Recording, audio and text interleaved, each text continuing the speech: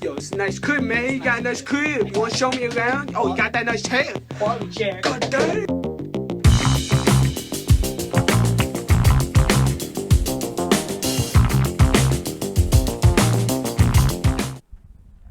What is going on, everybody? I'm Blex.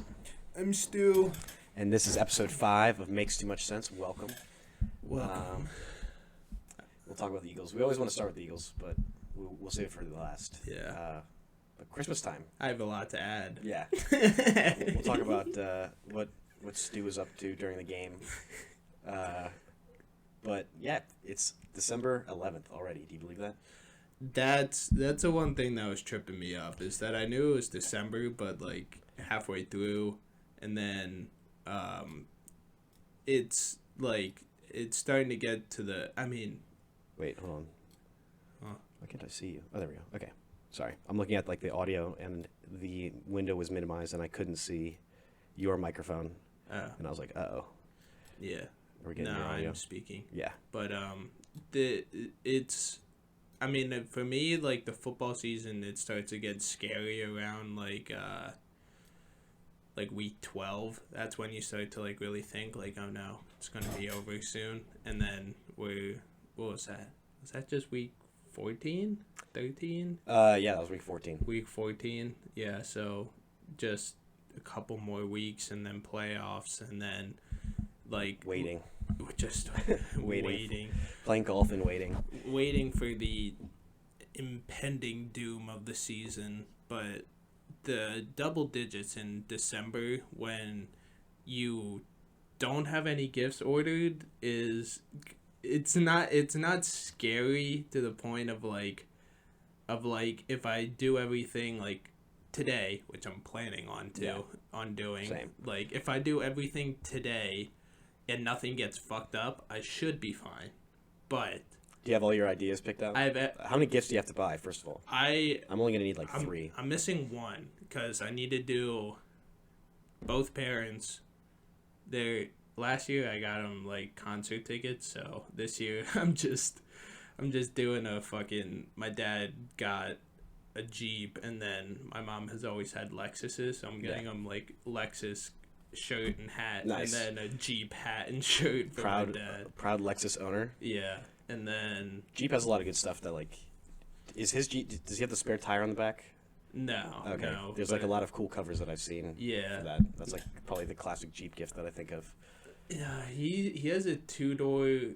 It's a stick shift. I haven't driven it yet because I just don't feel like learning. Yeah, I really don't. I think stick is probably not that bad to learn, but no, it's not because I've watched it. I'm just like I don't really like use a car that often, and like when I like do need to use it, like my mom just works at night, so it's like it doesn't really like bother me like when I need to use it, but like she just worked last night. I think she's working again tonight. So, like, she just needs it at, like, 6. And then she leaves for the night. And then I wake up and I can run errands and do whatever during the day. I just thought of a gift for your dad.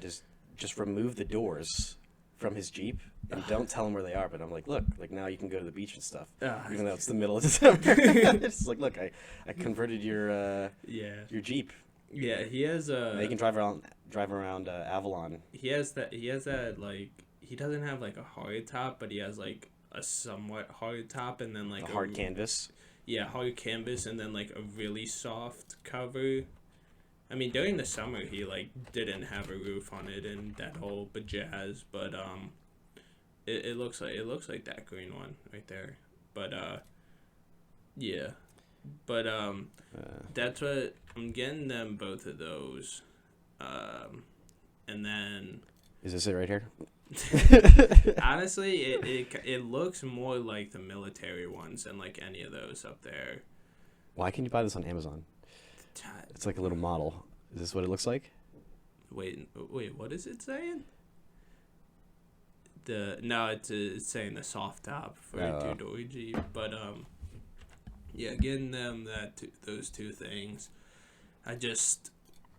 My mom suggested me getting the like Kelly green for my sister, and I looked at the Princess price. Diana jacket. Or just like a jersey? No, she said just a jersey, and she was just like, you can do Jalen or Jason. And I was just like, I'm doing Jason. Yeah. Like, I'm not fucking getting a Hurts jersey. Like, are you kidding me? Like, we're trying. Does she probably knows who Jalen Hurts is? Kelsey. I think she knows. I don't know if she watches.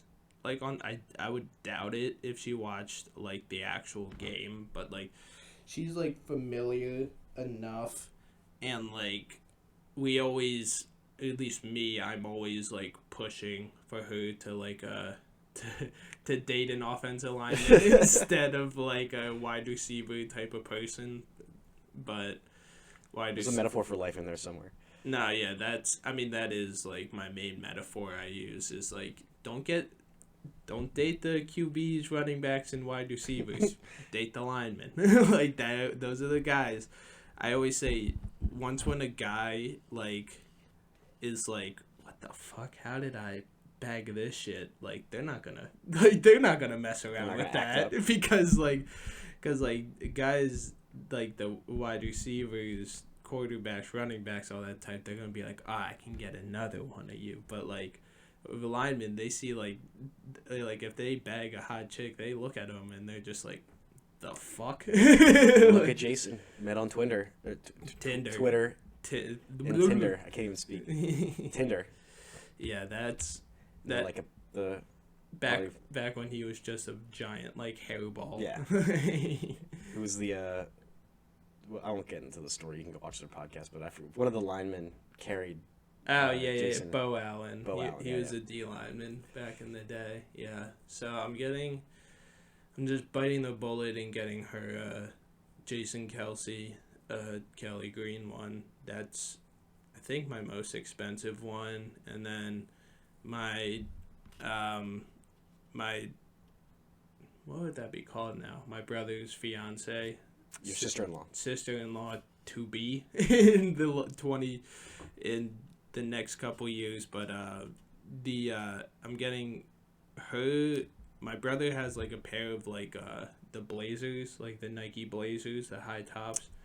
I have a pair of them too, but he was wearing them one night, so I'm gonna get her, like, matching like low top ones, just so, like, because I know that she's the type to be like, Jackson, look, we can match now. And then Jackson's going to be like, I'm never wearing these again. I'm never wearing these again. So I'm getting her those. And then she sent me a pair of, like, slippers for him.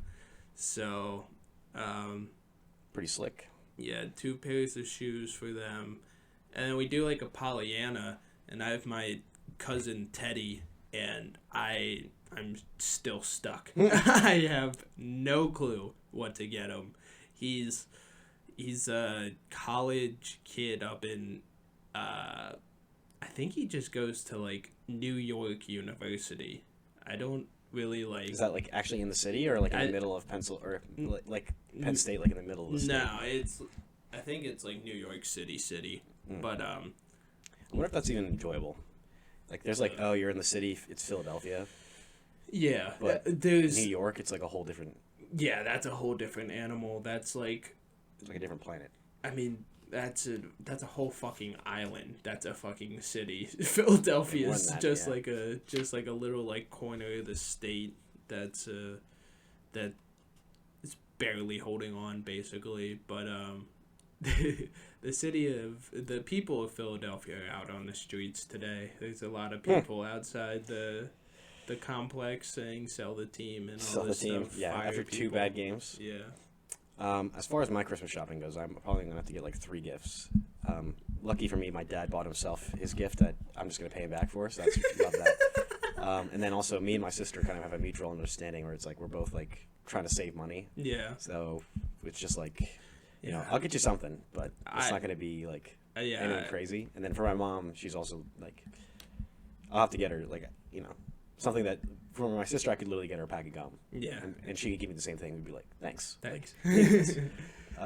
Whereas my mom will actually have to get something, like, put some thought into it. So it's just about the principle between you and your sister. If it's the thought that counts. Yeah. But yeah, only 3 gifts shouldn't be too bad. But is there anything that you want this year? I feel like you're kind of like me in the sense that like I normally like if I want something throughout the year, I'll just like try to get it, and I very rarely actually want something that like. I just re-up on all my clothes. I don't get clothes like for my. I mean, like if I do buy something, it usually is clothes, but I just because like, my one aunt who, the cousin that I'm getting the gifts for is my godmother, so it's her kid. Okay. And and she loves getting me shoes, and they have a good amount of money, to say the least. And so like I'll get like 3 pairs of shoes from her like some years, and like I get her. That's like how many pairs of shoes I own. Yeah. And so like I get like her kid this year, and I'm just like, fuck. Like they have like everything that they want. So I think it's just like I just really need to just like go all in on like a troll gift, or like I'm trying to think of like what do like all college kids like need but like don't have. Like that's like what I'm trying to like think of. I was gonna actually suggest like a flag or something like that. Did I show you? You've seen the. But he's not like me. Oh, okay. He's like a very like artsy person, like into like he's like when you see those like super like fashionable people like walking down the streets of New York City, like that's like his crowd. It makes sense that he's going to New York. Then. Yeah, he's very into like I think I don't know his exact major, but he's like movie something, film design. Yeah, he did a like he did a fucking internship like out in like California under someone that like when they told me I was just like, oh shit, really? Like that's fucking crazy. But film studies, screenwriting, film editing. You can major in directing. That's surprising. And look, New York University is one of the top ones when you look that up. Yeah. So yeah, he's my biggest struggle. So basically, all I do is I just basically, excuse me, my like checklist for Christmas is just like white pair of shoe, black pair of shoe, and then like a random pair of shoe. Like that's what I started off with, and then I need a new parka because this zipper has been broken for the past like 2 years. Broken zippers are like one of the most frustrating things in the world. It's like when you for me the most like my biggest pet peeve is when you buy technology and it just doesn't work inexplicably. Like that's like under that like umbrella of just like technology that should work, but just like once in a million things. This needs to achieve one thing. It's in the name. Zip. Zip. Needs to zipper. The zipper needs to zip. And when the zipper simply doesn't zip, you gotta fucking zap zipper. I get zippy zap zoozas, ziddly zizus. And fucking just wrap them all. But that was like a bullshit ass one from like Amazon. That was maybe like $80, but still pretty good for a jacket. Yeah. The only thing that I could possibly think of that like I could want this year, like something I could point to, be like, this would be a nice gift, but it's always something that's too expensive to ask for a gift, or like it'd be one of those things where it's like, I need a car. Like, if I want this, well, luckily we'll be getting a car soon, but that's like something that I'm paying for, so that's like a gift to myself. I don't even know how like car payments work. Like I probably could buy. Why do you look so yellow? Oh shit! I do look really yellow. It's the camera sometimes. It's probably your shirt, and then it's like mixing weird. Yeah, the literally like this is one of my few. Do you know how you fix that? Grab a tissue and like hold it out in front of the camera, like spread it out so it's mostly white. Just hold it there and see if it adjusts. I was in a Zoom call from one of my internships, and my manager told me to do this because the wall behind me was yellow, and I looked like an Oompa Loompa, and I was like, this is weird. Either way. I'm ugly either way, so it doesn't matter.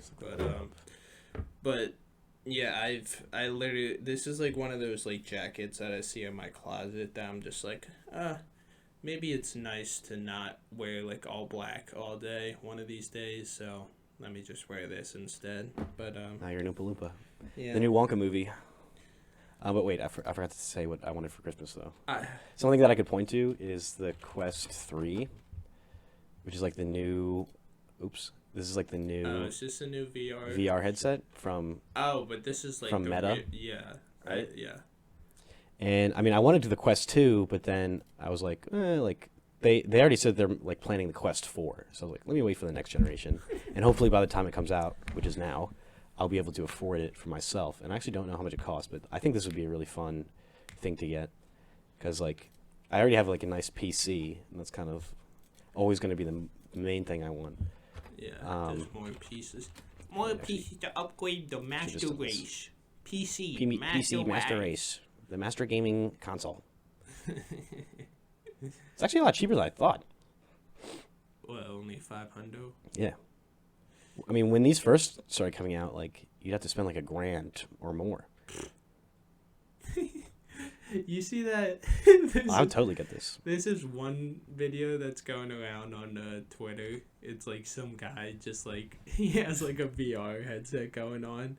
And he's just like on his knees in front of a couch, so like he's like chest up like to where the couch cushion is, and he's just going oh yeah like, and then they like take his mask off, and he's like the hell, man. Yeah, that's a fucking great video.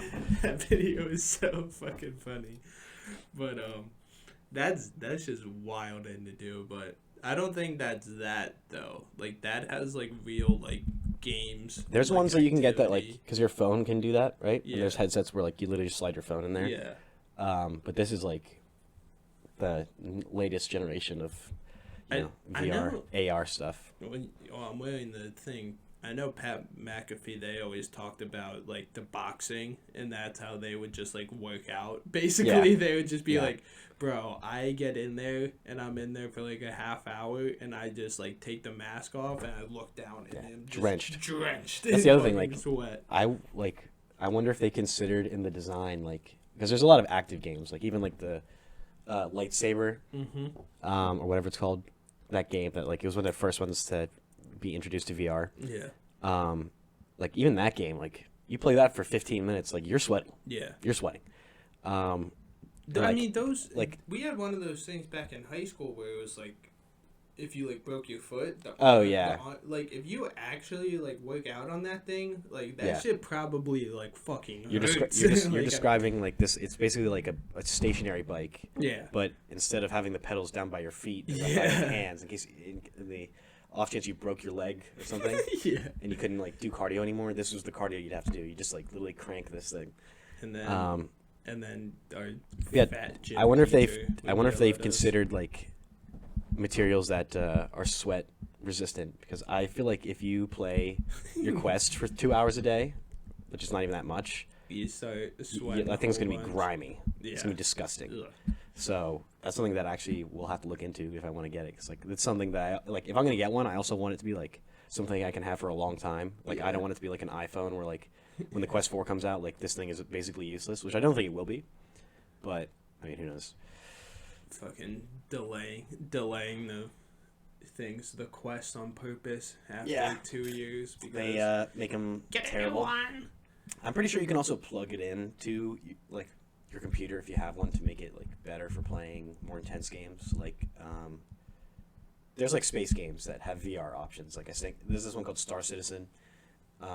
There's other games like I honestly would play VR. How would you plug it in? Like into the headphones? It could be the headphones. I'm imagining it's probably USB and maybe something else like an HDMI. Oh, yeah. I don't actually know if that's true. I just know that there are also some headsets that you plug directly into your computer. The Quest is like a standalone thing. Yeah. But I think you can also plug it in. So I don't know. Either way. I have speaking of phones, I had a little dude to do. So I have a. Don't show your ID. I know I'm not, but I have a wallet phone case because I hate carrying around my wallet, and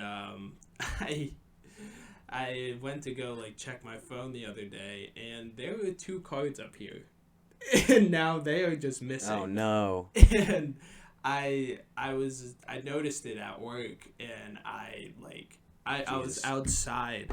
And I ran back inside, and I saw this, and I was just like, fuck, what was there? Because I saw my ID and my like debit card, and I was just like, well, I have those two. I think those are the only two that like matter to me. So you don't even remember what was in your wallet? No, I had no clue. And then I thought about it for a couple seconds. I was just like, wait, it was just my Temple ID, and then I just kept my SEPTA card in there. Oh, okay. Just because if you only had like one card in there, it would be really loose and would just like fall out all the time. So now my Temple ID. Maybe a homeless person stole your Temple ID and SEPTA card. That's probably the most valuable things. Hey, bro. In there for somebody in Philly. Run those shits up. Like I don't give a fuck. Like I'm not paying those. So good luck using my Temple ID. Yeah. And that sucks. SEPTA card. Yeah. That could have been a lot worse. Oh yeah. It's a nice reminder of like, hey, because it's been my phone case has been broken like this for like 6 months, so it's just a nice little reminder to me, like, hey, Christmas gift. that's only like $15. I'll just order it for myself just so I have it and I don't have to like deal with like this anymore. If you're spending more than $20 on a phone case, you're doing something wrong. Because I remember one time I went to the King of Prussia Mall, to the Apple store in there. I was looking at phone cases. I'm like, wow, these are like $60 for like even one that's ugly. Yeah. And the one that I do like is like $80. So, and then I'm like, well, I'm not buying this right now. I walk out of the store. They have like those stands in like were they the hallway. Shock doctors? I don't even know what it was. Oh, God. Whatever they have in the Apple store. I walked out and then saw like a little pop-up stand in the middle of the mall, and they were selling the exact same phone case, seemingly, for like $10. Mm-hmm. And I was like, well, I'm so glad I didn't like, because you imagine if I spent $80, walked out and saw the same phone case for like literally an eighth of the price. If I didn't do the wallet phone case, then I just wouldn't have a phone case on my phone. Like there are some days where I'll take mine off and like leave it off for a while, and it is like nicer. It's like slick. But I also refuse to do the one extra layer that you have.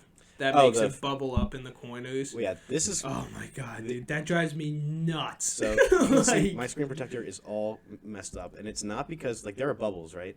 There's also a bunch of gross fingerprints. But, like, there's bubbles. That would drive me crazy. And, first of all, the bubbles don't actually change the performance of the phone. And second of all, these bubbles are here because I dropped my phone. So, there's a huge crack over here. There's one across my screen where the bubble is. I keep touching it so you can't see. So yeah, you can like where the bubbles are, there are cracks, and it just means like I should have replaced this like a year ago, I know I need this because of how many cracks I put into the screen protector. Yeah. And it's protecting my screen, so. Yeah, I've only cracked my phone like maybe like, I think I had one that was like really cracked for like a while, but like. I just don't, like, my phones just, like, don't crack, and, like, by the time that they, like, do, like, crack, I'm just like, well, time to get a new one, I guess. Like, I just, and I don't... Like the 15 now. Before this phone, I had a fucking button. Like, dude, yeah. That's how... I love seeing people with a button phone.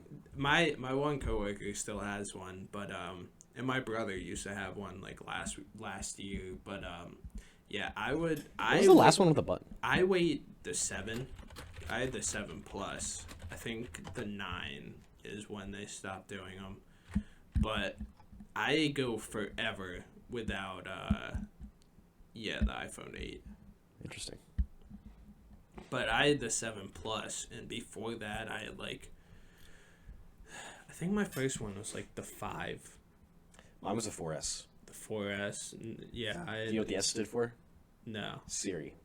I think it was the first phone. Oh my God. It was the first phone with Siri. I'm pretty sure that's what it was. I think you're right, dude. Imagine like caring about Siri what was the that S much. in iPhone 4S? Siri, yeah. Yeah. That's crazy. Imagine being that excited for a little like... Dude, it was groundbreaking at the time. Yeah, but then we figured out how to call mom or text mom and say I'm pregnant. And then ChatGPT. You're talking about like the pranks where you get somebody's phone and you just say text mom, some like out of pocket stuff. Like, I'm pregnant. I'm pregnant. I got a girl pregnant. But like when that first came out, that was a big deal, even though Siri was terrible back then. And now we've got ChatGPT where like you can hook it up pretty easily to like do text to speech. Like in like 2 lines of code, I can have something where like you can talk to ChatGPT. And like I think you can actually click on ChatGPT. Like there's a text to speech thing built in anyways. Like it's not even that hard to do. And that's way better than Siri if you ask me. The only difference is Siri is up to date with the internet. Like present internet versus I think ChatGPT as of today is like only 2022 stuff. Yeah, later. I remember like when that started popping up, like at the end of our senior year, it was like, oh, it's only updated to like 2018, and then now it's pretty up to date. Yeah. It seems as though, but I'm not super up to date on it, but they're working on basically making it live. I'm pretty sure that's one of their goals, and they're also making it like a kind of like an Apple Store, where yeah, it's a cool idea. I don't know if they're still going to do this with all the drama at OpenAI, but the last thing that I saw was their plan is like ChatGPT is a great like in general for stuff, and you can train the AI to like be really good at certain specific tasks, and they like are opening up ChatGPT so that way somebody like you or me, if we wanted to make like a Eagles trivia ChatGPT, yeah, which it might be good at answering now, but not everything perfect, so we can make it perfect and then sell that version of ChatGPT on like an app store where it's like, oh, like yeah, like right now if you ask about the Eagles, it might be like 95% accurate, but like certain things are incorrect. Or like maybe if it's just the Eagles, then it can be up to date to 2023 stuff versus like now it's only to 2022. Yeah. But yeah, we'll see. AI is the future. You said that there's drama in the building. What's the beef? This is kind of older news, but what's the beef between the AI nerds? Currently going on. Long story short, OpenAI is the company that makes ChatGPT, right? Yeah. Important background. There's like the main CEO, Peter Altman, or whatever his name is, Peter, not Griffin. He was at a, you know the real life Peter Griffin? Maybe that's not it. Do you know that Sam guy? Altman. Why am I saying Peter? Sam Altman. The real life Peter Griffin was at an AEW show. Really? Yeah, it was very funny. Of course he was. That's amazing. Anyways, so this guy, he's the CEO, and like, as far as I can tell, like the main visionary for the company, right? God, he looks like a dork. Look at his face. I would watch his. He was on Joe Rogan recently. Yeah, he does look like a computer nerd. But I didn't have any opinion on him before watching the Joe Rogan podcast, but I kind of disliked him because OpenAI. We'll stay on topic. It doesn't matter. He's all right. Recently, the board of OpenAI voted. Yeah, these goons. I don't think it's this many people, but maybe it is. Some of these people basically voted Sam Altman out, right? Kicked him out as CEO.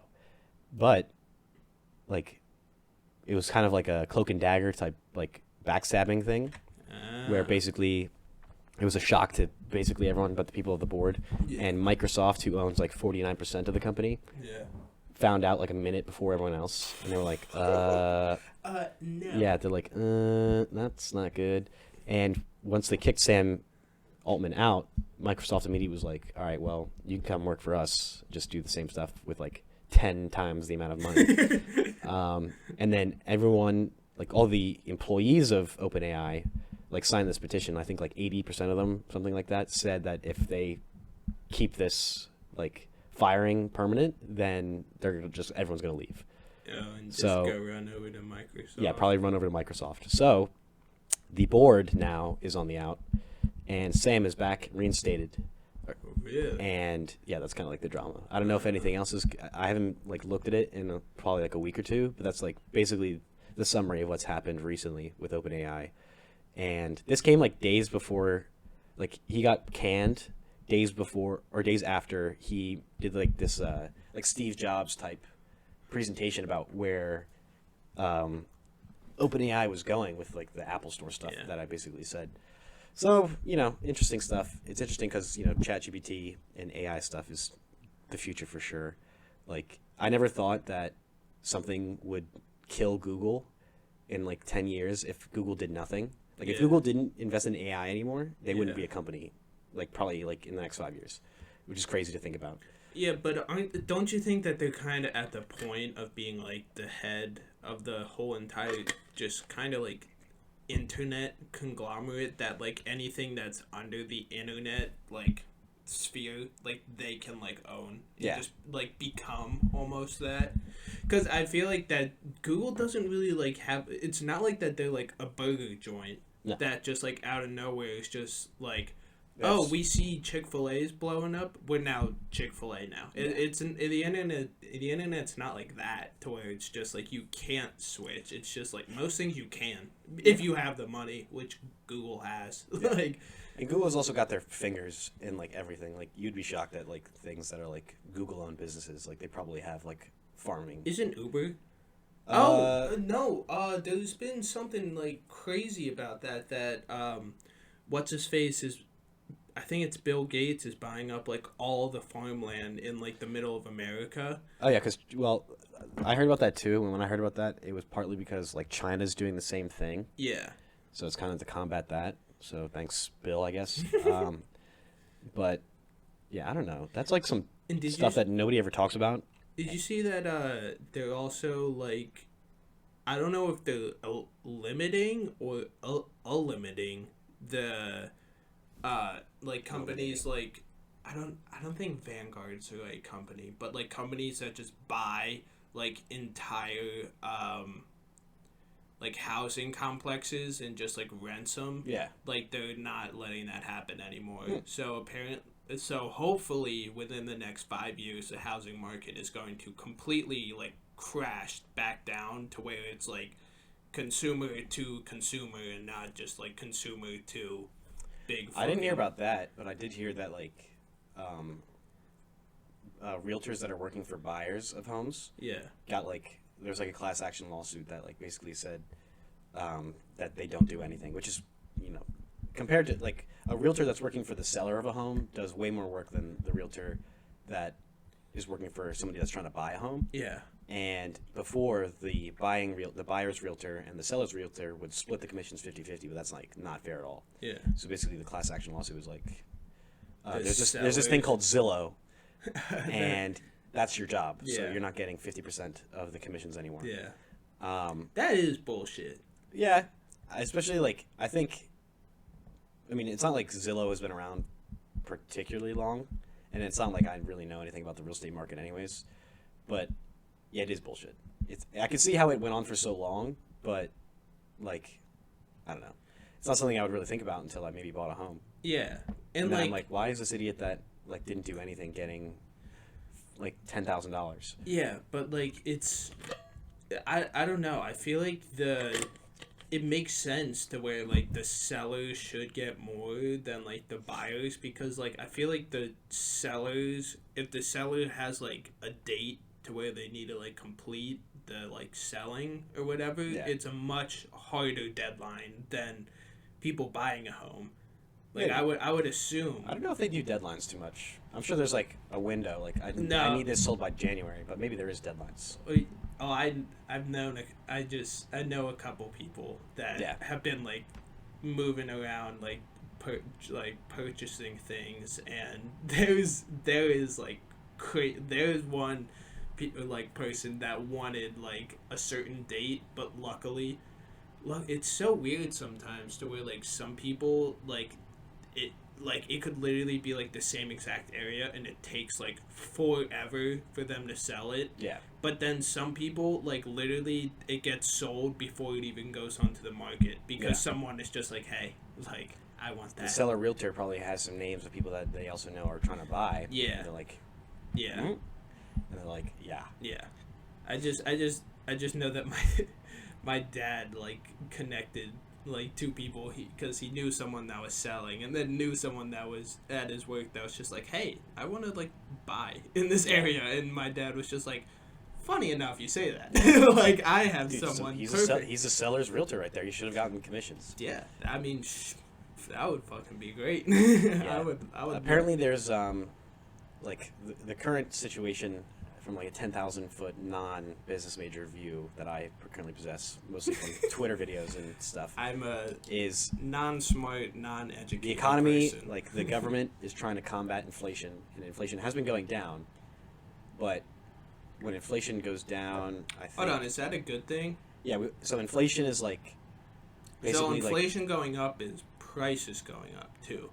Yes, because basically it's like your dollar...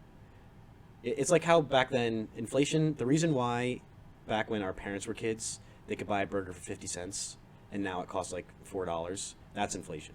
Oh, I don't You're buying the same thing but it costs like more. Yeah, I just don't know the, like, vote, like, is it like, what's that called, where it's like, are they like parallel, or like, are they parallel in the idea that like inflation goes up, the price of everything goes up?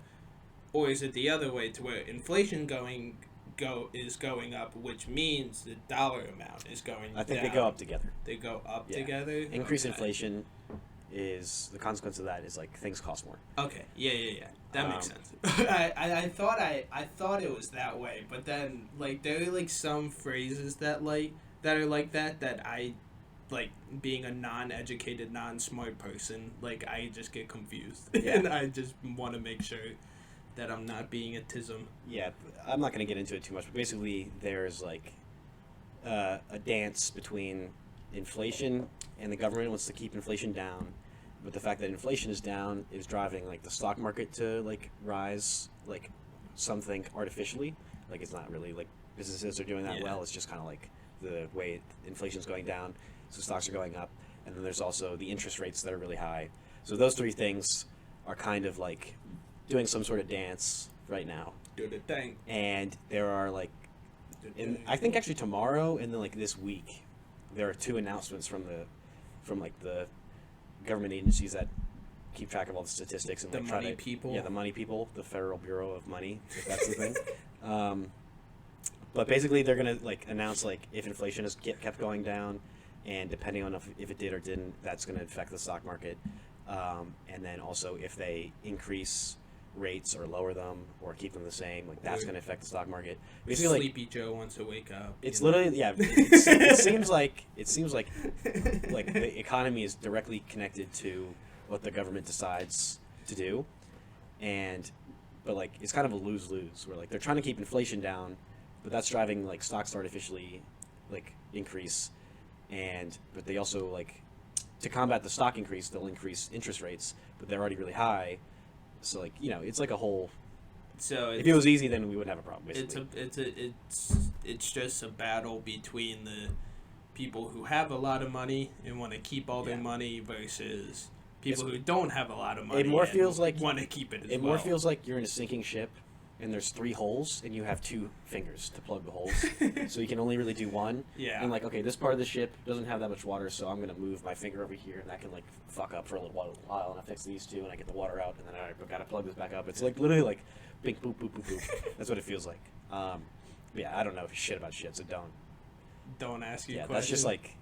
Do you know what's probably more than what most people have heard though? Do you know what's in this similar vein that's been popping up on my Twitter? And I don't know why. I guess I must have like clicked on. I must have watched one video, and now like for the next like month, it's gonna be the only thing.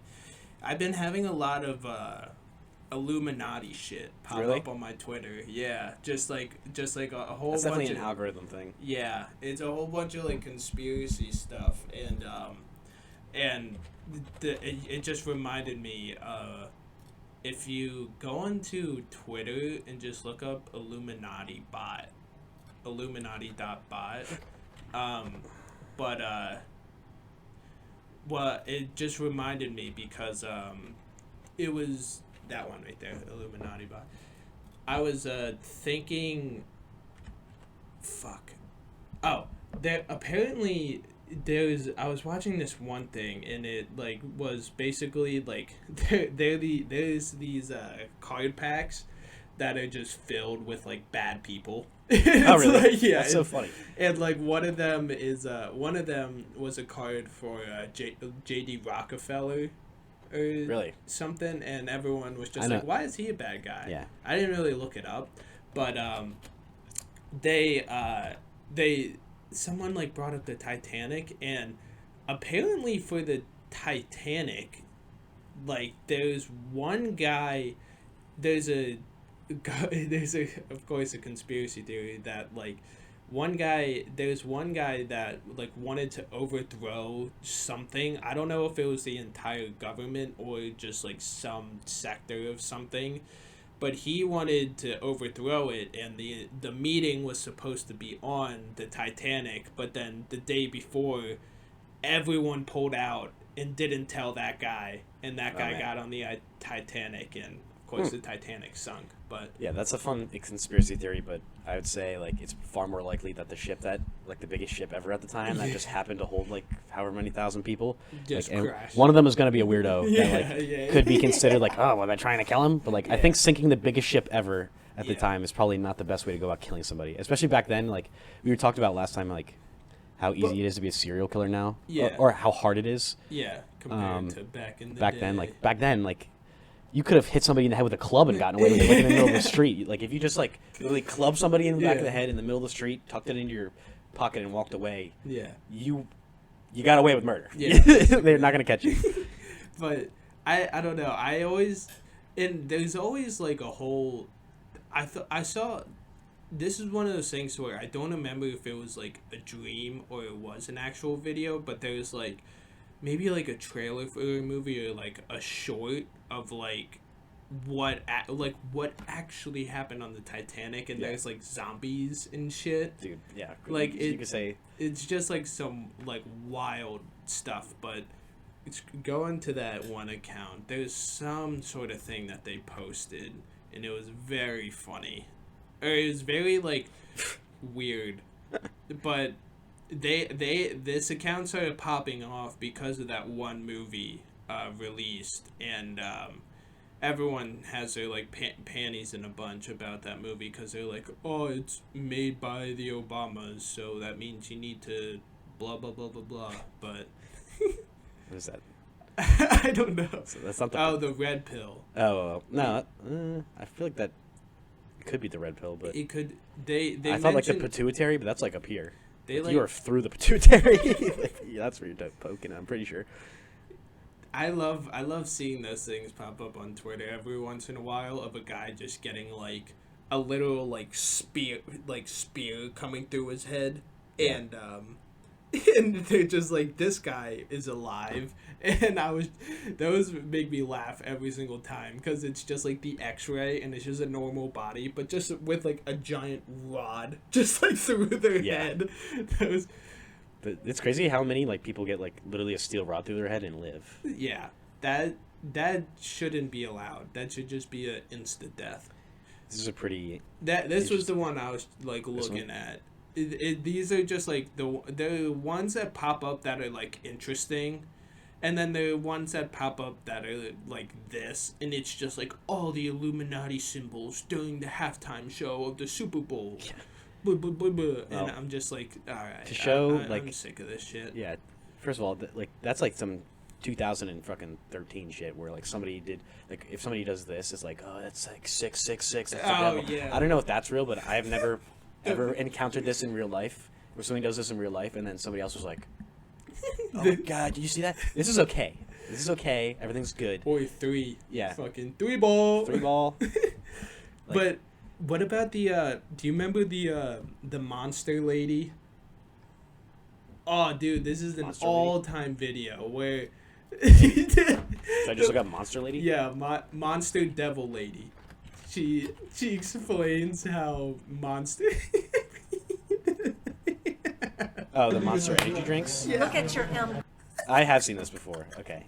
When you said monster lady, I'm literally thinking something from Monsters Inc. No. This video. This one's pretty short. Closely. There's a gap right here in the letter M. It's never connected. So you go into Hebrew. The letter Vav is also the number 6. Short top, long tail. Short top, long tail. You could have here in Hebrew 666 on the can. But my interest is the word monster. What do you see in the O? a line. there's a cross. Okay. What has Christ got to do with an energy drink, let alone the name Monster? So I thought, well, maybe this is a Christian company then. VFC at the bottom of the can. Do you know what that stands for? That's the F word. Big can. Big fucking can. In fact, they wrote I actually on didn't the know side that. of the that can, what it is? so Yeah. I know that's the Very F word. fucking funny. Okay. Now, do you know what a MILF is? real quick, so Elon Musk, when he was making his new rocket that they're testing, do you know what it was called at first? It was called the BFR. Yeah, big fucking rocket. Yeah, the big fucking That's rocket. on the box. MILFs dig it, and you will too. This is not a Christian company at all. So why would they have put a cross on the can? Here is the message. Antichrist. 666 in Hebrew. And then the Bible talks about the beast in Revelation. And look at Monster's ad. This is their statement. You see these M's everywhere. Hats. I wonder if t-shirts, some people office actually, stickers. like, Is there another agenda here? If God can use people and product, so can Satan. And look at it this way. I'm curious. Even if the M was not the issue, you cannot deny that that is a cross. And what is witchcraft? When the cross goes upside down, bottoms up, and the devil laughs. Holy shit! Something to think about. This woman needs to be. Something to think about. This woman needs to be the head of the CIA, the FBI. Like, her detective skills are unrivaled. She needs her own country. That's I forgot about this video. When was this posted? Oh, 5 years ago? years Yeah, that ago. sounds about right. Dude, I think it might be older than that. It might be like 10 years Yeah, ago. this is when the Daily Mail picked it up. I do remember that video, though. That's been a minute since I've seen that. Dude, that video is so funny. Dude. What? Big head, little tail. Ugh. That's what people I'll say tell you what, about though. my penis. Look, I'm not gonna shit on anyone like that. That one's a little ridiculous, but I'll always go back to the Alex Jones example where he was talking about the island where millionaires and world leaders would go and fuck kids 10 years before it actually came out, and then turns out that was true. So I'm not saying that and obviously we're not particularly religious. So it's not really even I don't even give a shit. Even if it was devil stuff, I'd be like, all right, it's almost like Halloween themed to me. Yeah. Devil stuff is I associate that more with Halloween rather than evil or anti-God or something. Yeah. Whatever. People that are actually religious view it as which is I guess pure evil. So even if it was 666 stuff, I don't think that's illegal to put that on a can, nor is it something that a majority of the population really cares about. At least the non-religious populations, who cares? It's just funny. But I'm also not going to shit on that person and be that's ridiculous. The funny thing is, all that stuff could be true. Hey, exactly. That's what I'm saying. It literally could be Monster secretly was they actually wanted to make it anti-God, but that's not. But even if it is true, then I don't really think I'm still not gonna drink Monster. Yeah. So. Well, first of all, I've always been Unless we get sponsored. I've always been a wings guy.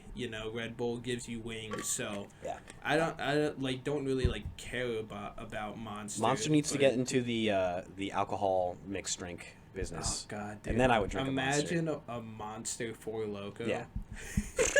That's just a cyanide pill for your heart.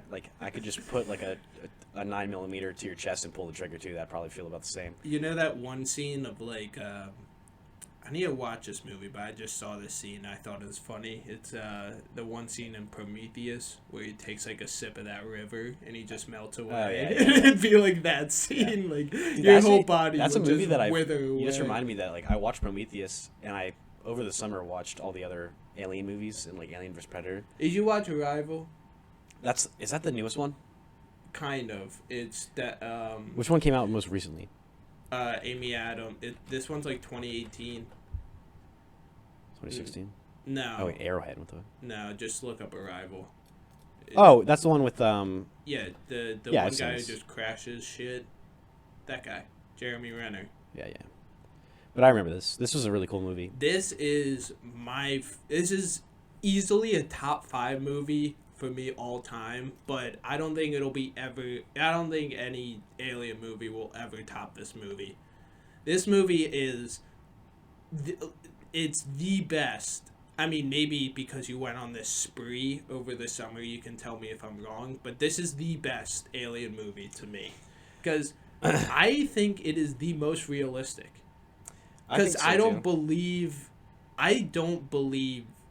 that aliens would be a humanoid type thing like us. I don't believe that aliens have like heads. I don't believe they have like arms. Like I think they literally are like some sort of like just weird shit like that, like to where they're like mist. Like I think that's what aliens are. It's more of a possibility that they're like that than an actual like humanoid type thing.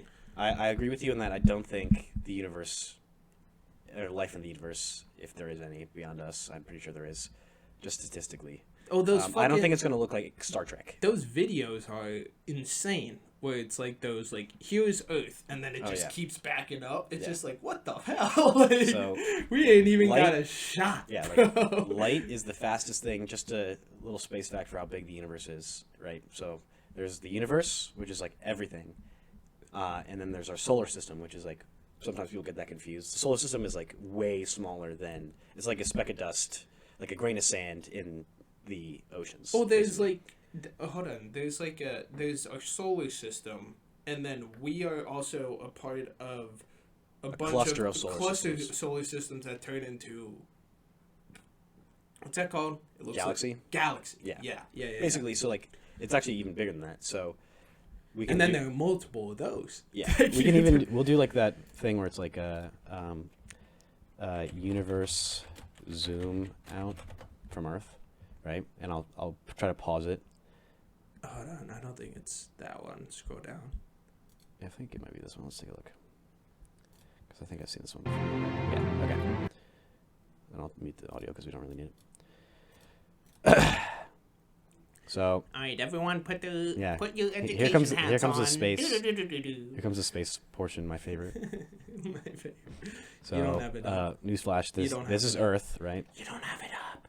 Oh shit! I don't have it up. Good point. This is Earth, shocker, right? And so the next thing that it's going to zoom out to is the solar system. That's where all of our planets are, right? That's where Jupiter, Mars, Neptune, Venus, Pluto, depending on who you ask. Right? So I'm assuming that this ring right here is the orbit of the moon. I don't see the moon on this, so maybe it's not. Okay, there it is. I don't know what that ring is then. That's kind of weird.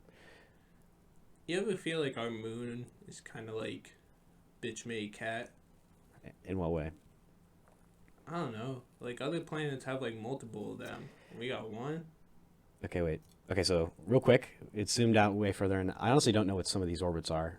There's rings. Another video that's so much better, yeah, I swear. We'll probably watch another one. But, real quick, the only fun fact that I wanted to point out, like, how big is the universe, right? So, we just started 47 seconds into this. Just look it up on Twitter. 47 seconds, just looking at this. Twitter. Come on. Look at this, though. So so light is the fastest thing in the universe, right? Like if I flash a flashlight at you, you see it like almost instantly. You don't even perceive the time of it traveling. It takes light from the sun. If the sun snapped out of existence right now, it would take us on Earth 8.5 minutes to find out, because it takes light, the fastest thing in the universe, to travel from the sun to the Earth. And that looks like a little squirt here, right? We go to the end of this video. I mean, that's like every one of these dots could be a galaxy. Yeah. What should I look up? Just look it up on X. Just look up universe zoom out.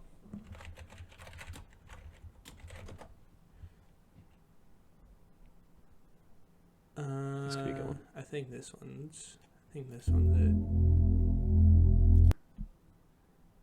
Wait, no, it's not. God damn it, dude. This is pretty accurate, though. It's like what it is. No, there's like one that I like really love. Scroll down a bit.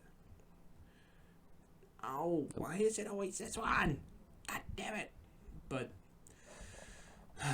whatever. I love these ones. I also just saw one of like fictitious, like most rich people in like in like I can't pick the quality. In nonfiction. No, I think that's just how the video is. But it was like how rich like nonfiction people are. It was like Tony Stark, and then like some guy from fiction the fucking, people. I think you mean. Yeah, Star Wars. Oh, yeah, fiction is not real. That's dope. But yeah, there's one that I like really want to fucking watch, and I wish I like had it on my phone, but I don't. But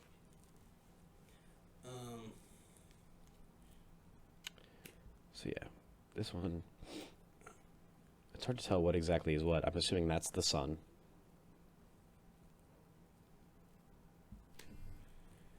And so all of those are stars. We keep zooming out. So all of those dots are solar systems. We keep moving out. It's like the intro to Jimmy Neutron. It basically is. We keep zooming out. So I think our galaxy, full of solar systems, has like, I don't know, like 1 billion stars, call it, maybe 1 trillion. I really don't even know. The numbers are something that humans can't even really process, right? But then watch, as we keep zooming out, each one of the dots now is no longer a star, it's its own galaxy. So each one of those dots is billions of stars. Jesus Christ.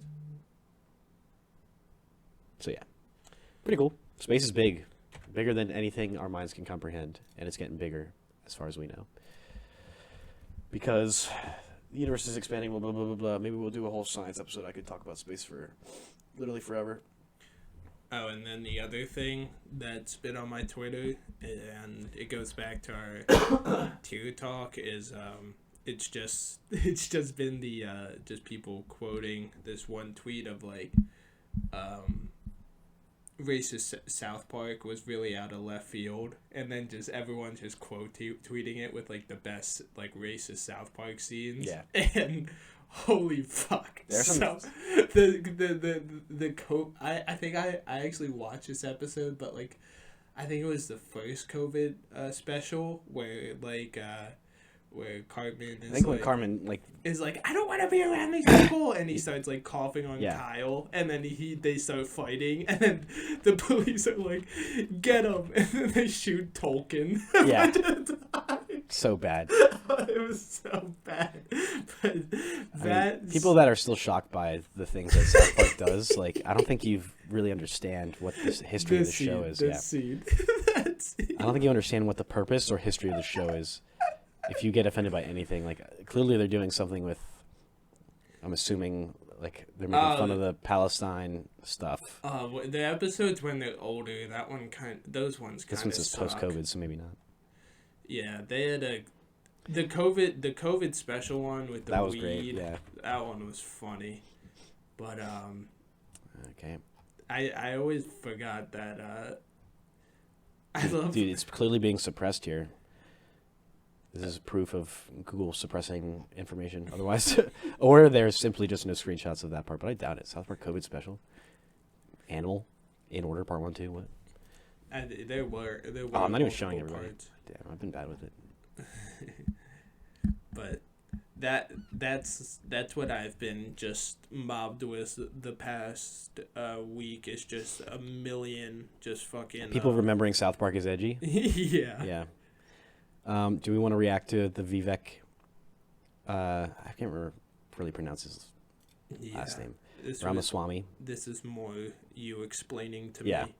Oh, well, I actually haven't even seen the full video. I just like literally was on the toilet this morning and was dying laughing at just the premise of who was here. So, for those of you who don't know who Vivek Ramaswamy is, he's, I believe, a Republican presidential candidate. And he was recently on what is it called? A Twitter Space call? Yeah, Twitter Spaces. Yeah, so and I love how Elon Musk has SpaceX, right?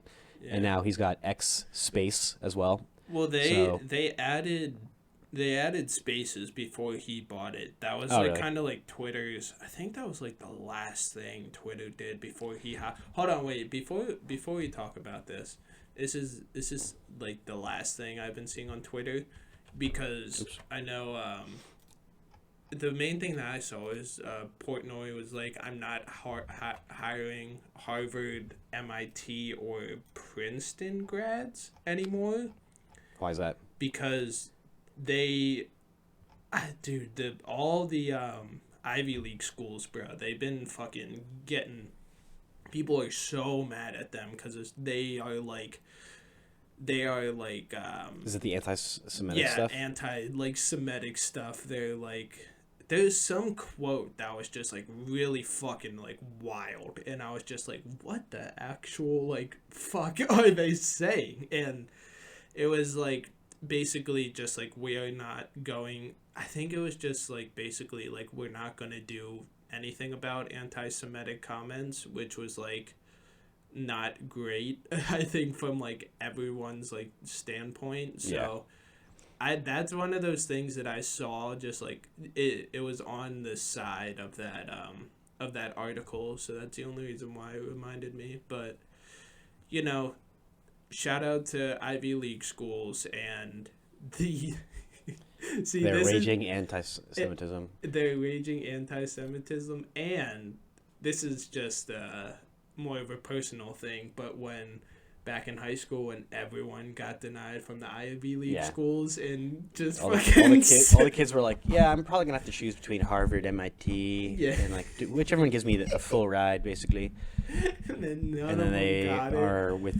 and then all of them are just like joining us at like Penn State and Temple. And just like, oh, what happened to the past 3 years? What happened?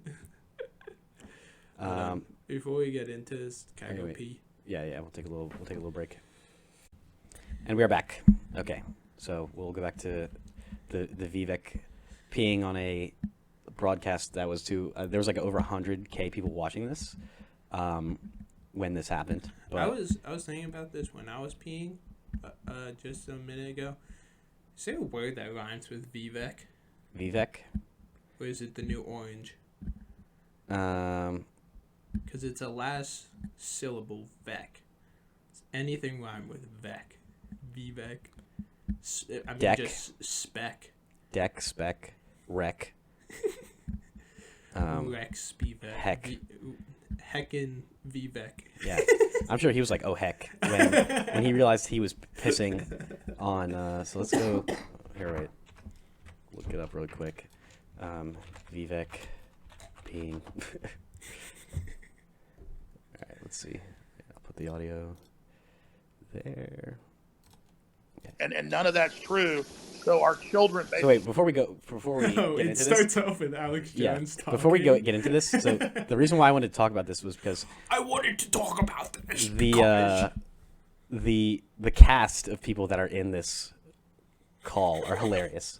Some headliners: Andrew Tate, Elon Musk, Alex Jones, Vivek Ramaswamy. I see that one guy, Jack. I don't know if it's Posner, maybe. I forget his last name, but he's. I don't know most of these people. He's just a part of that. Like, there's like a couple guys like Clay Travis that are just like basically like the complete like right wing of Twitter, and they just like whenever like. I saw the thing this weekend was John Morant and I don't know if you know the LSU. I don't know if this was a troll or not, but the LSU star Angel Reese. She's in college, but I think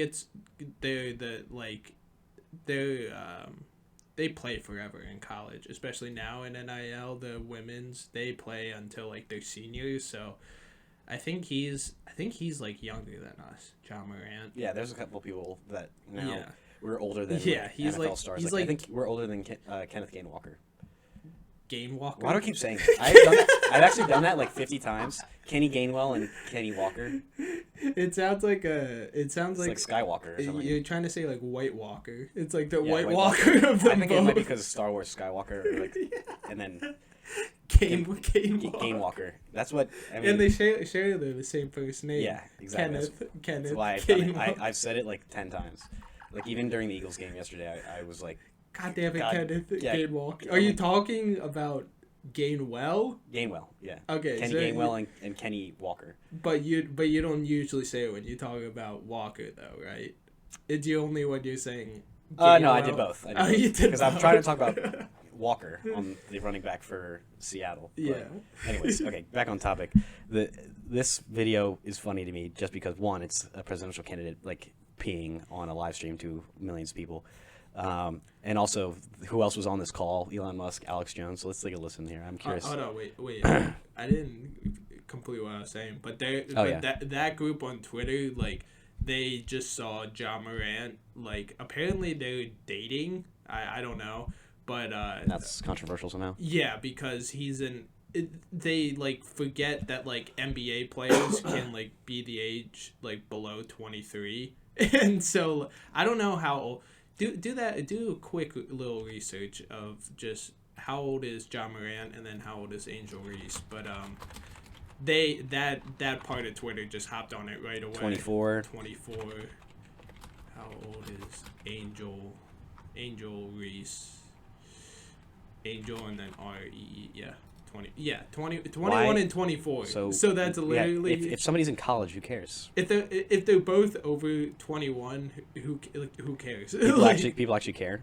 Yeah, that group of like that Jack guy, it's usually like Clay Travis. They like hopped on and were just like, that's ridiculous. Oh, look at this weirdo John Morant, and it was just like, bro, like he should be 1 year out of college, and she's like a junior in college. That makes no fucking sense at all. All right, let's listen to him pee really quick. That plants breathe is evil, and then telling us the world's going to end in 2030 and the ice caps are all going to melt, and none of that's true. So our children basically give up on the future, decide not to have children. That's all I'm saying. Elon Musk is promoting an optimistic, pro-human future that the science and evidence shows is real and that we need. Gentlemen, I have to go. Yeah, I just want to be sort of exactly. I want to be clear about my position. I'm super pro-human, and I mean all humans. Sounds like a sink when he's peeing. You know, humans in America, humans in somebody's Africa, got their thing Asia, open peeing, and everywhere else. Got their phone open in the bathroom. Yeah, that's Vivek. That's your phone, Vivek. I'm not able to mute you. Vivek. Perfect. Go ahead, Elon. Jesus. Sorry about that. So, well, I hope you feel better. I feel great. Thank you. Sorry about wait. You feel better now? So, sorry about that. So, well, I hope you feel better. I feel great. Thank you. Sorry about that, guys. So yeah, that happened. Bro, hold on. This just exposed something. He has low peeing pressure, bro. Dude, yeah. We can't fucking. Can you vote for somebody with no? Like, you that can't doesn't piss with like with force. Yeah. You have to. How do they measure that? Is it PSI? I don't think so. Maybe PSI. It's like the one thing when you go into a hotel. What is the units for water pressure? No, yeah, it is PSI. Yeah. It's PSI. But Pascal. PSI. Yeah. But it's like the first thing that you check when you go into a hotel is what's the water pressure. Yeah. Like that's the first thing that you check with guys is what's your peeing pressure. Yeah, I don't know, man. Like this might hurt him. Bro, I go piss like 7 times a day and I still have high quality peeing pressure. Yeah. Like I never let myself trickle like that. That's maybe he was dancing around the edge of the water to like. Even that's still making a noise, bro. That was just like every like 2 seconds you hear a little like tribble. It's like that's like come on, man. He was working through COVID. Like that's like the classic like mistake. Like, yeah. I feel like people have gotten over like, oh, if you're going to the bathroom in a Zoom call or any sort of voice call, mute your microphone. Yeah. It's like it's I don't want to say this. Go ahead. It's like oh, God. It's like you know when you're having a bad part in your life and you know it's your fourth time of the day, you know, cranking one out. Oh my God. And what? That little dribble that you get, that's what he sounded like. Yeah, if he pissed again after, so we're now going to assume that Vivek was cranking like crazy before this call, right? And now if he goes again before this call ends, then it's going to be like a, that's what his pee's going to sound like. It's going to be like Just be like a poof of air. He's running on fumes in his clearly bladder. was. Yeah. It didn't even really sound like he needed to pee that much. Yeah, I just wanted to hear that because I saw that this morning and I thought that was hilarious. I didn't listen to the audio. That wasn't that bad, as far as like it's not like he like ripped ass too. That would have made it even better. Dude, if he farted, you just hear like a little. I fart like almost every single time that I pee. That Yeah. would have been so funny. Should we talk about Shohei? Yeah, the imperial king of this baseball generation has unfortunately signed with another NL team, which is one thing in itself, but of course that NL team is the boys out west, the LA Dodgers, and it's very sad. For $700 million, 10 years. That's ridiculous. That's crazy. I don't know. I mean, baseball doesn't have a cap. I mean, it has a luxury cap to where you can go over it, but you have to pay a shit ton more, which, like, people like the Phillies and This was the funniest part. That was the announcement. Like, the shittiest picture. You just Googled it, screenshotted, post, bang. That part killed me. And it makes sense because it's like it's not like he really has. I don't really know the layout of LA and like what's the difference between like Anaheim where the Angels play and where the Dodgers play. California has too many LA. like sports teams as it is. Yeah, that's very true. And then I saw someone like the main talk of it is just like, oh, California taxes. He like, I think the like number was like out of that 300 700. No. Yeah, no. Then yearly it's like 30 million. Yeah. But I saw the first response to that was just like, brother, if he's actually paying that much, then his lawyers fucking suck. Like that you're officially in that like tax bracket of like I don't pay taxes. Like shout out to Nick Diaz. Like he got in trouble like a year ago. He was just like, I don't know shit about taxes. Do I even pay him? And then like the people behind him were like, the IRS was like, the like his manager right behind him was like, that like he doesn't jump at anything that Diaz says except for that. That was when he like jumped up and was just like, taxes. What the fuck are you saying? Even, Shut up. Even fighters that are like literally like human weapons fear the IRS. You know, dude. Speaking of which, there's only two certainties in life: death and taxes. Speaking of which, there's been a new meme that came out of MMA this weekend. I forget who he was originally gonna fight, but this light heavyweight guy, Khalil Roundtree, he is the most terrifying looking dude in the entire UFC right now. He is just absolutely just jocked, and This fella here. yeah, so somebody stepped out of his fight. Like, look at this guy. He's a fucking unit. Yeah. I hope this is. I hope that picture is not photoshopped.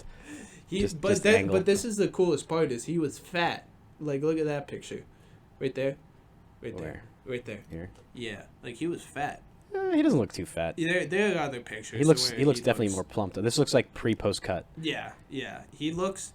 There are other pictures where he looks worse, but his opponent pulled out that picture. Oh, here. Yeah. That one. Yeah. He looks really big. But, that's a pretty big cut. But he had a fight and then pulled out, and then this guy Anthony Smith hopped in and said I'll fight him, and everyone just fucking hates him in the UFC. He's just like the worst. Like the UFC loves him for whatever reason, and he's like an announcer and everything now. I forget what he did like it's not like he's a bad person, it's just everyone finds him like really fucking annoying in the UFC space. And his name's Lionheart, but he just gets knocked out every single fight, and This one he did like a funny little like chicken dance. He was just like, "Ooh." And then the meme everyone's using is like he fell down and Khalil like ran up to him just like this, like ready for a hammer fist, just like this. Oh yeah, I did see that. And then the ref like called it off, but everyone's like using like this, and like the the funniest one was shit. It was it was like imagine showing this picture to our founding fathers and their reaction to it because it's a black guy to a white guy. Yeah, and it was, Twitter. It was just like, bruh, come on, Twitter. But yeah, that was a good fight. The fight after that was just kind of whatever. But next weekend, This is the big one. Yeah, I think last time we said that it was this upcoming. I thought it was this weekend. Yeah. I told my coworker Saturday, I was just like, oh, big fight tonight, and then I looked at my phone like after the shift, like about to like look up like what happened throughout the night, and it was just like I just saw Khalil Roundtree instead. I was just like, oh, this is fine. Well, it looks like this Mirzakhanov guy. Hazmat suit over here. Hazmat suit. He's 13-0. That's pretty cool. Has he been? Is he a rising star too? No, he's just Russian, and they just throw him a bunch of losers and then give him the biggest signing has been. Oh, you need to look up this one video. They signed this one. You can just look it up on Twitter. Just look up. I forget what he is, but he's 6'7", and he's a heavyweight kickboxer, and he fucking looks insane. 6'7". Kickboxer. Is he in the UFC? Yeah, the UFC just signed him. Just look up like UFC signing.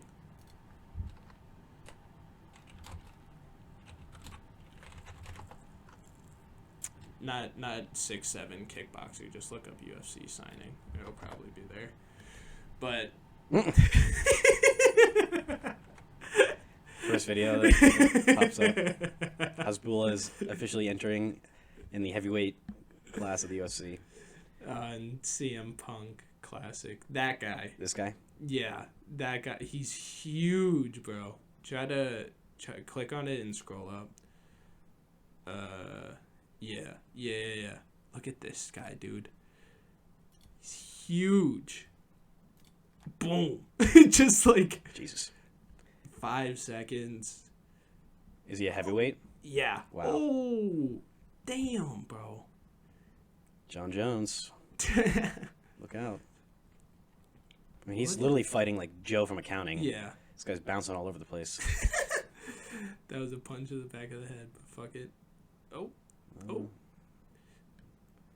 Damn.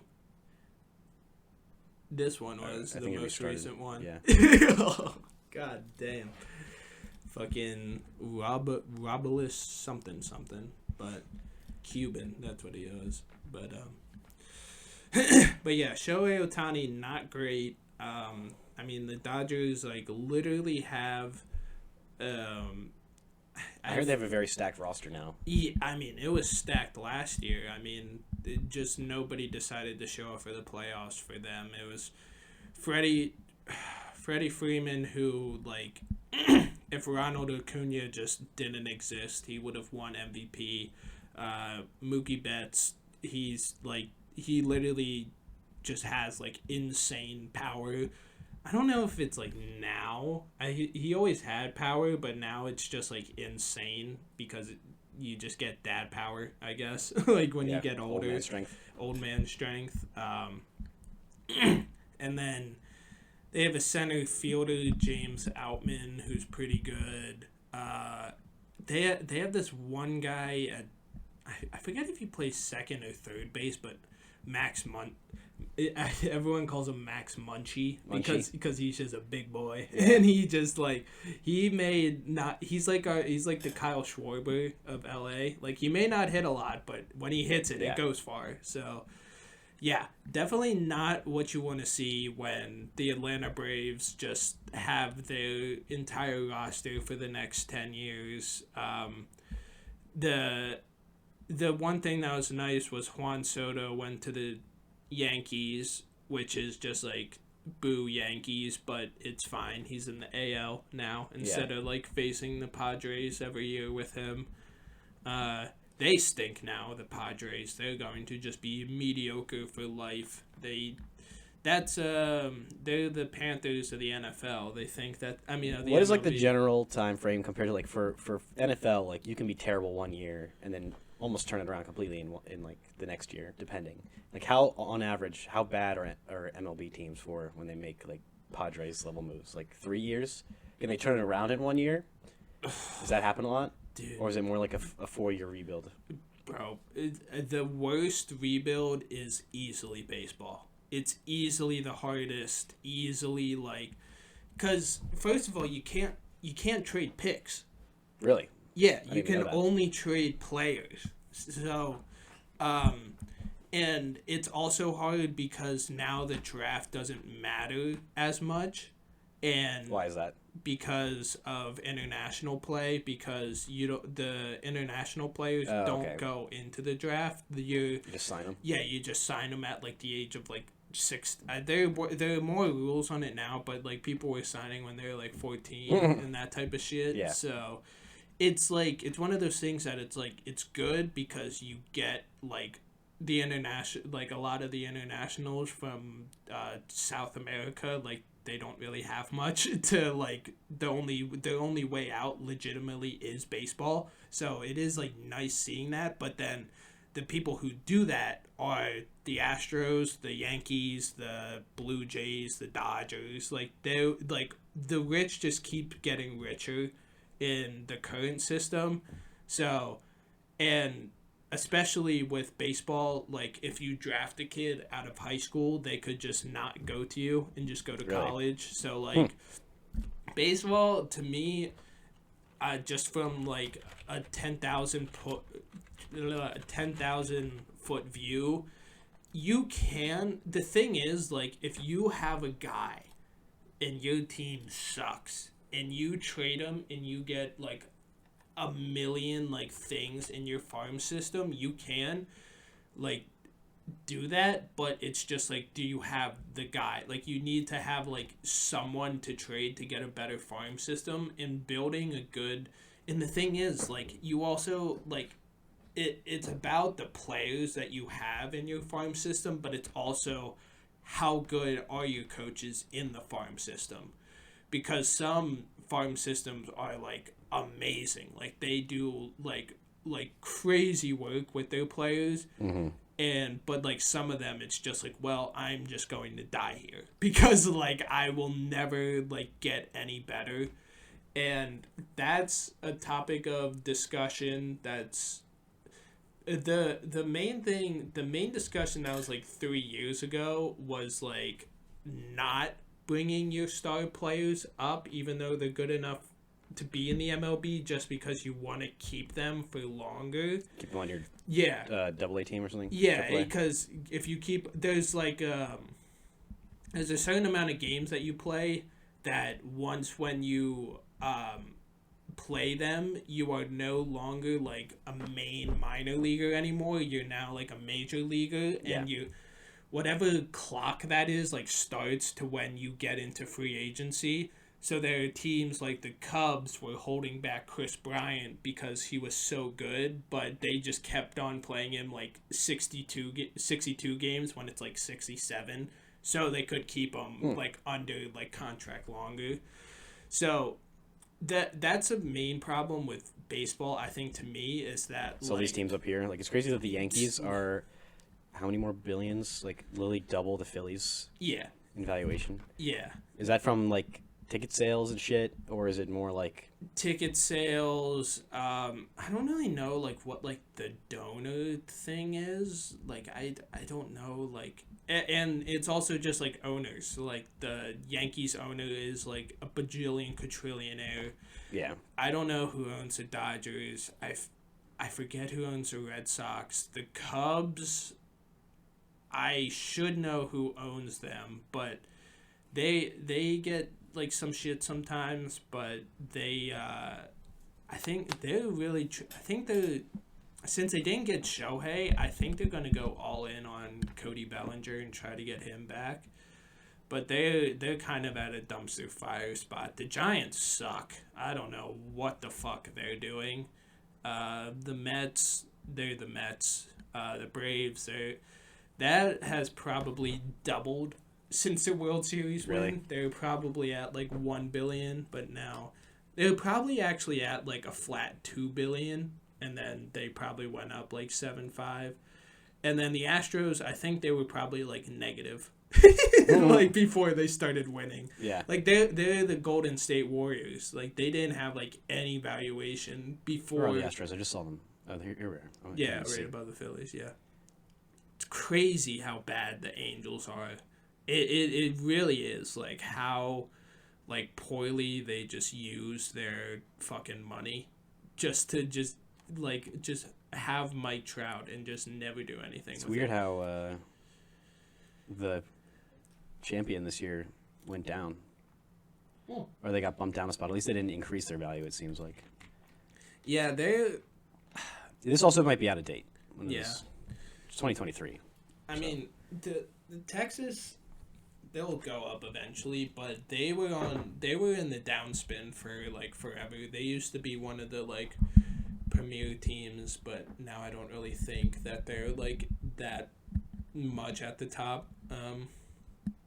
But I mean that's why I kind of like baseball. I kind of find it like I think I find not the games, but everything outside of baseball is more interesting than like most other sports, because all of them have like caps and like you always hear that the Saints are in money trouble like all the time. Like baseball doesn't. There's a luxury tax. Like that's where the owner like really matters in baseball. It's just whether they're willing to go above the luxury tax and just pay out of their own pocket. But for some people that's not a problem. Yeah, but, like people, the owners like the Dodgers and like the Yankees and like the I think the Blue Jays were in on Shohei, so apparently they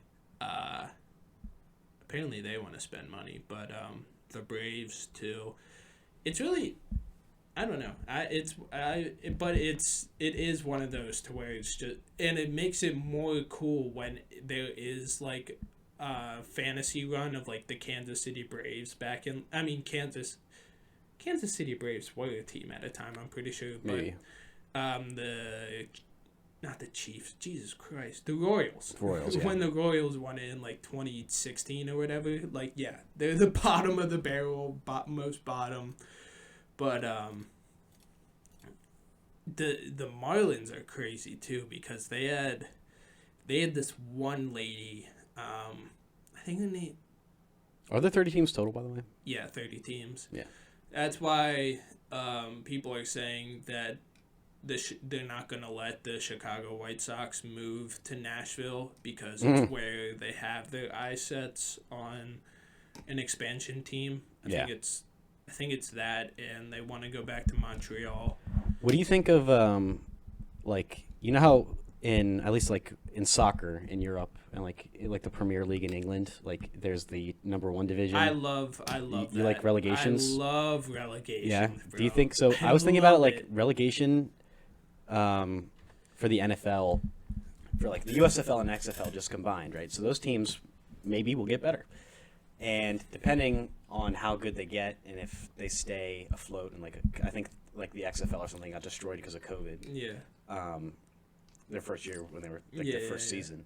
So like I feel like that would be awesome. The only problem is though, like franchises like the Cowboys could never actually be relegated because like Jerry Jones would absolutely shit his pants. Throw a fit.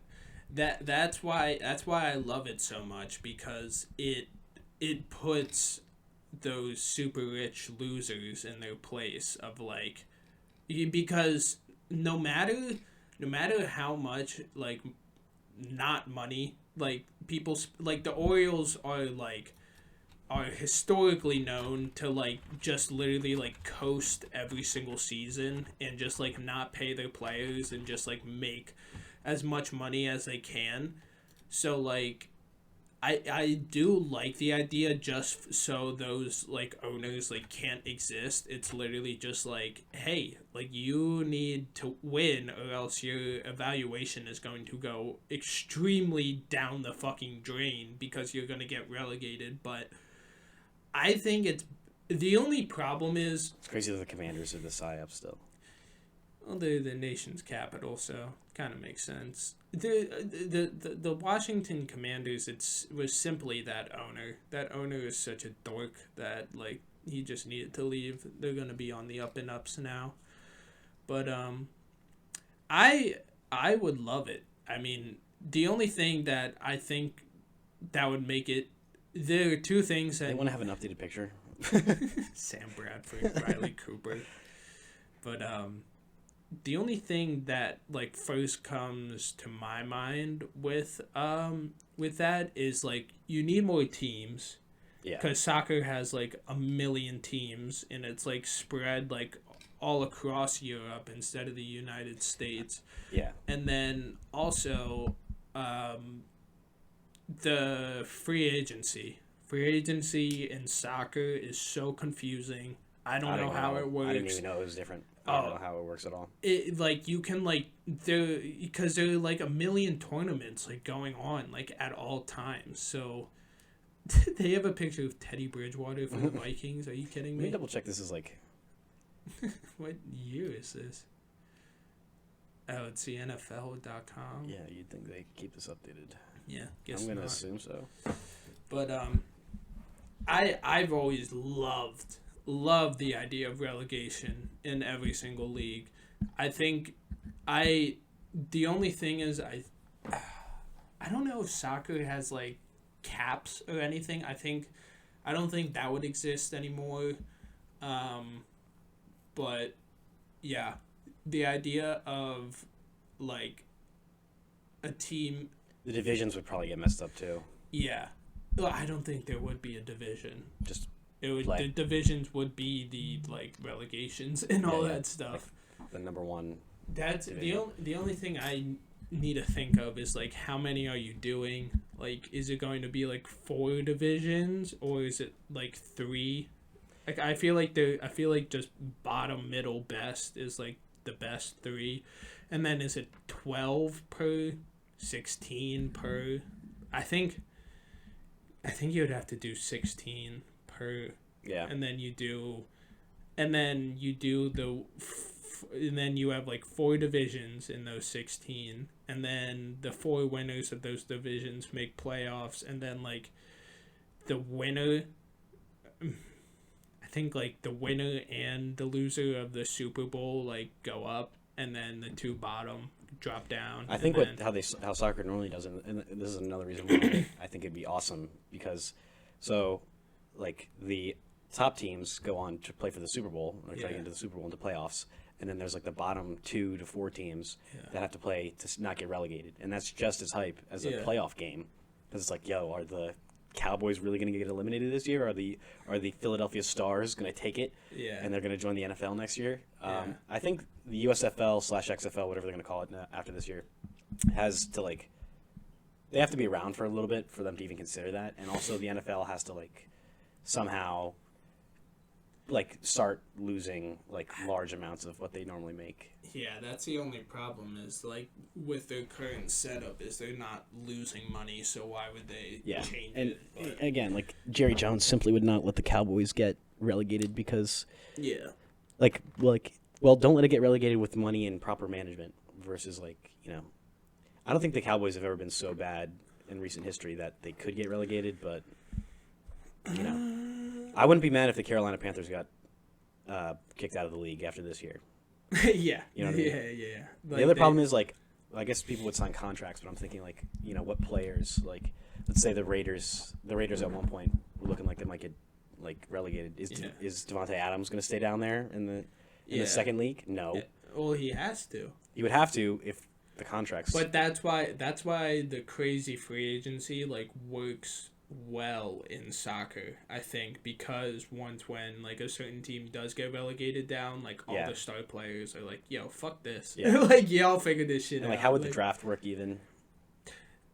Yeah, that is true, because do you You just have separate drafts. Like all the players that didn't get drafted fall to the second league draft, and then you'll be the first pick in the second league. It would just be like 3 rounds or something. Yeah, and just let a lot of people fall. I feel like the NFL could just invest in this now, because it would be so much cheaper than combining later. I feel like. Yeah. And just be like, because I feel like more football, nobody would be opposed to it. They could even make like the rules. The rules are different in the USFL in little ways, but like I think they're better ways. Yeah. Like changes that the NFL could make, but just don't for some reason. Get the Canadian League involved too. Yeah. Fuck it. Just bring it all together. Something else I wanted to talk about a little bit, and this is more. Well, one thing, first of all, you may have noticed that the Flying Hawaiian is not with us today because he's actually currently guarding I had to put him on top of a solo cup that I trapped a massive spider underneath before the show started. So he's over on the floor right now guarding us from a large, I think, wolf spider. I can never tell what spider it is, but he's a fast little shit. Dinner. And then also, I've been covering it this whole time, but I put that hat back there. That's from the Phillies. If you went to certain games this year, they gave out this hat, at least the one I went to. It's pretty cool. So I'll have to move it for next show. But the other thing I want to talk about was YouTube is taking away our views. What the heck? I don't know how this works. But if we go to, like, the channel here, like, the biggest we don't have, it's not like we're missing out on shit tons. But that's the whole point. Like, we're missing out on so much money. It's not like we are losing millions of dollars. We're not making any money doing this right now. But it's, like, weird because I don't know what the algorithm is thinking about our content, but, like, this video, for example, had, like, 7 or 8 views, and now it's got 3. Yesterday, this was at 11. Now it's at 10. I don't know how that works.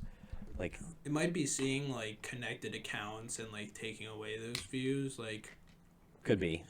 If you like watch it on like your shit. And then... Yeah, because I have watched the episodes when I add in like the timestamps with this account, and then it'll add that view and then maybe take it away. That's kind of dumb, but whatever.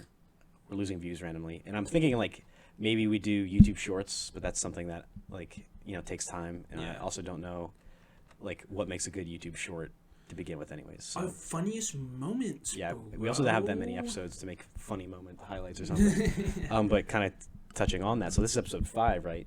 I mentioned to you briefly before the show started, like what if between like Christmas coming around, we could do like a Christmas special, which I think we should do.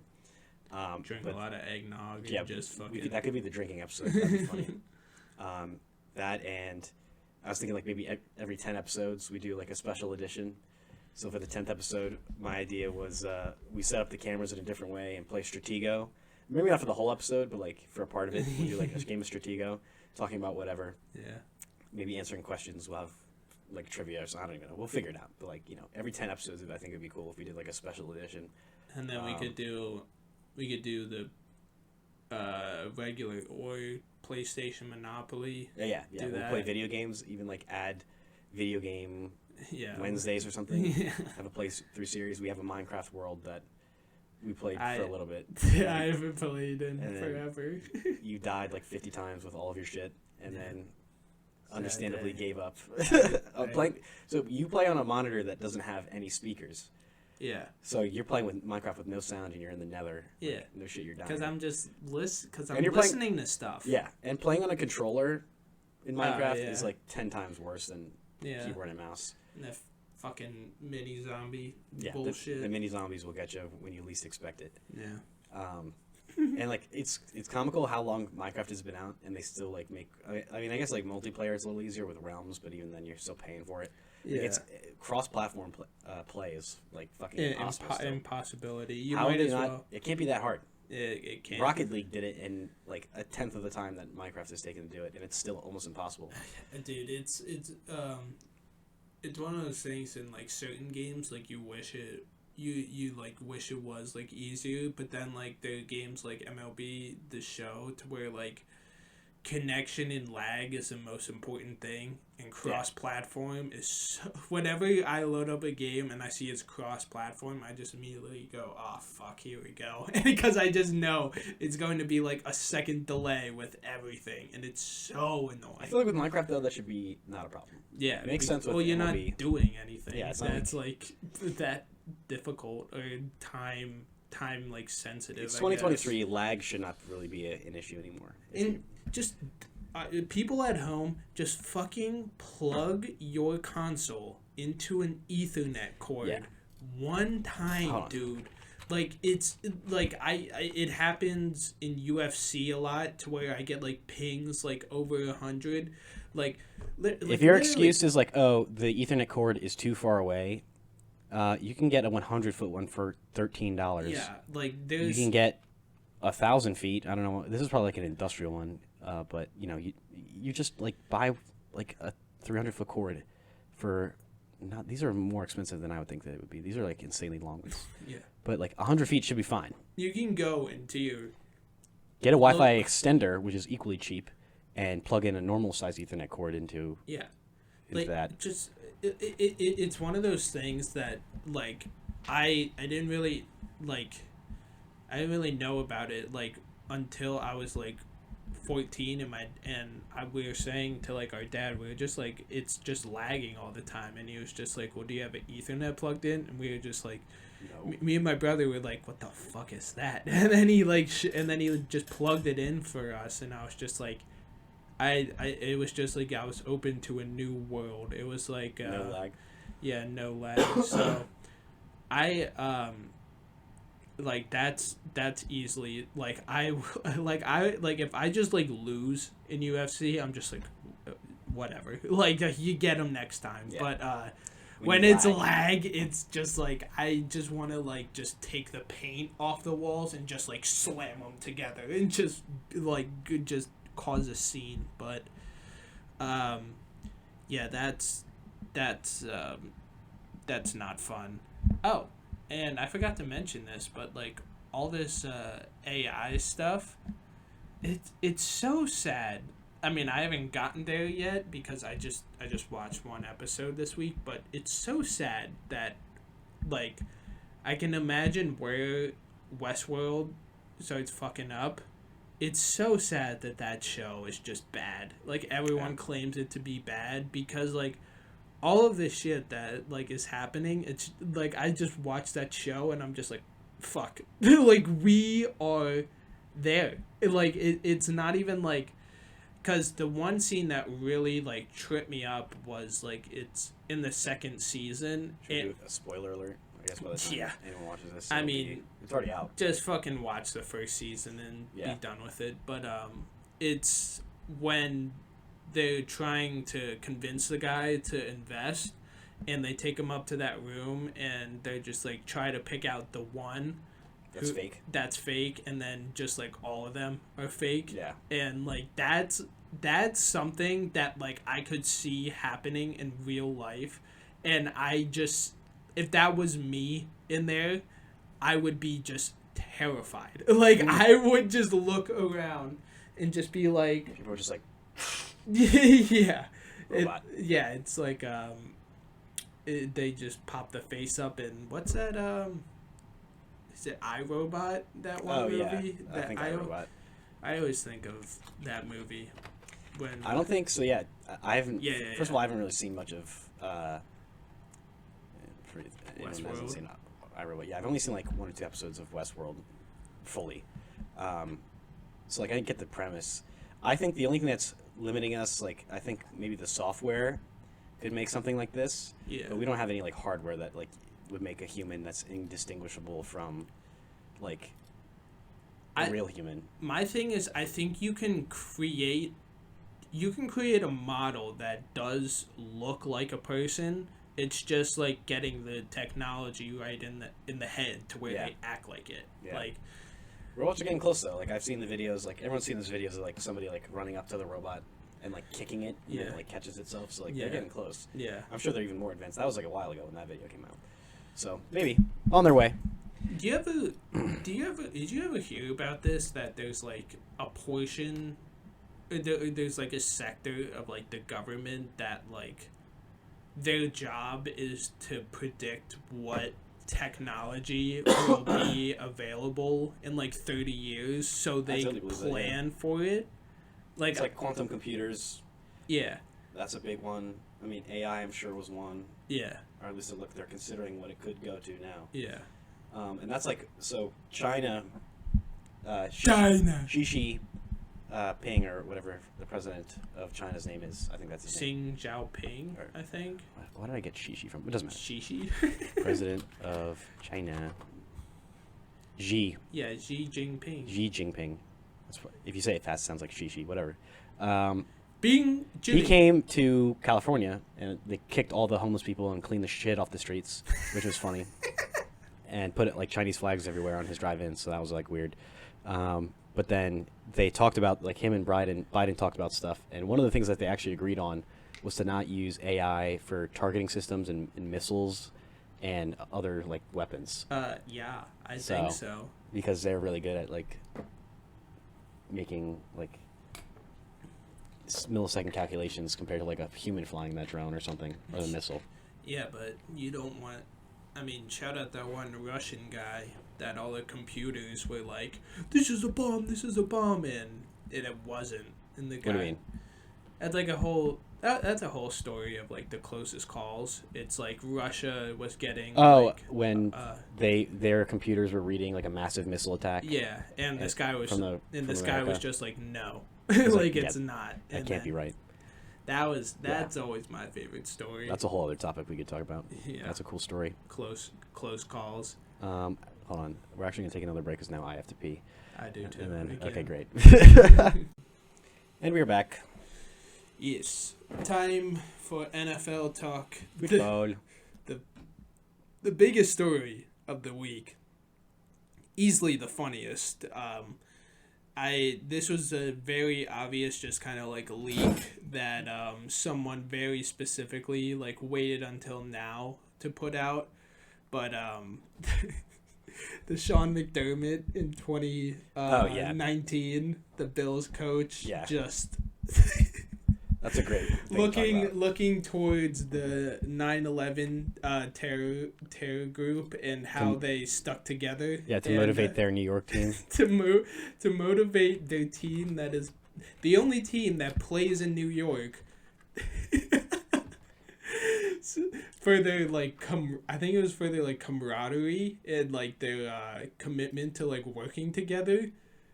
Oh my god. Oh my god.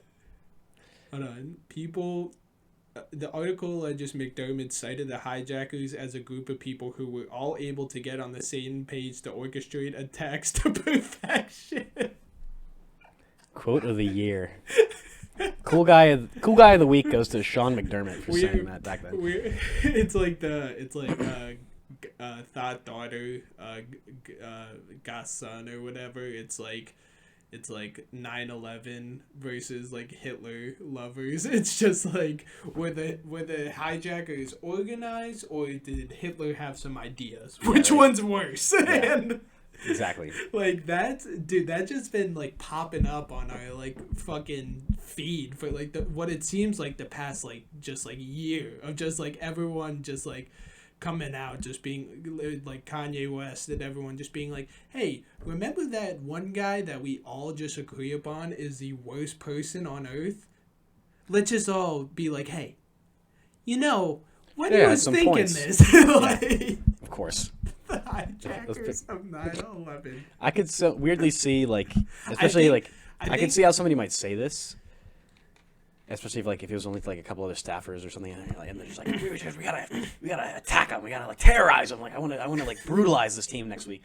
Like I could see getting to the point where like somehow you think that that's a funny thing to say, and of course like the fact that like if you said this like fucking yesterday, I'm gonna be like, all right, that's a little weird. But I mean 2019, like literally almost like 5 years ago at this point. The thing that's always like so crazy to me is it's the Vince McMahon complex of like only having like yes men around you and no one like has the ability to tell you no.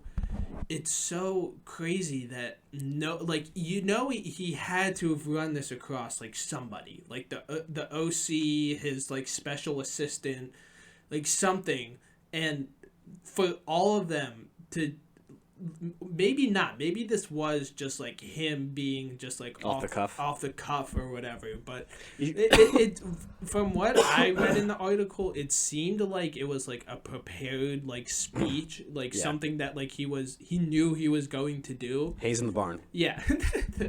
Hayes in the barn. And I just can't believe that like that nobody was able to stop him beforehand and just be like, hey, like maybe like what else is there? It's like Hitler, at least in America, it's the 9/11 hijackers and like Pearl Harbor. like you just like, we got the people that did Pearl Harbor pretty good, so not even them.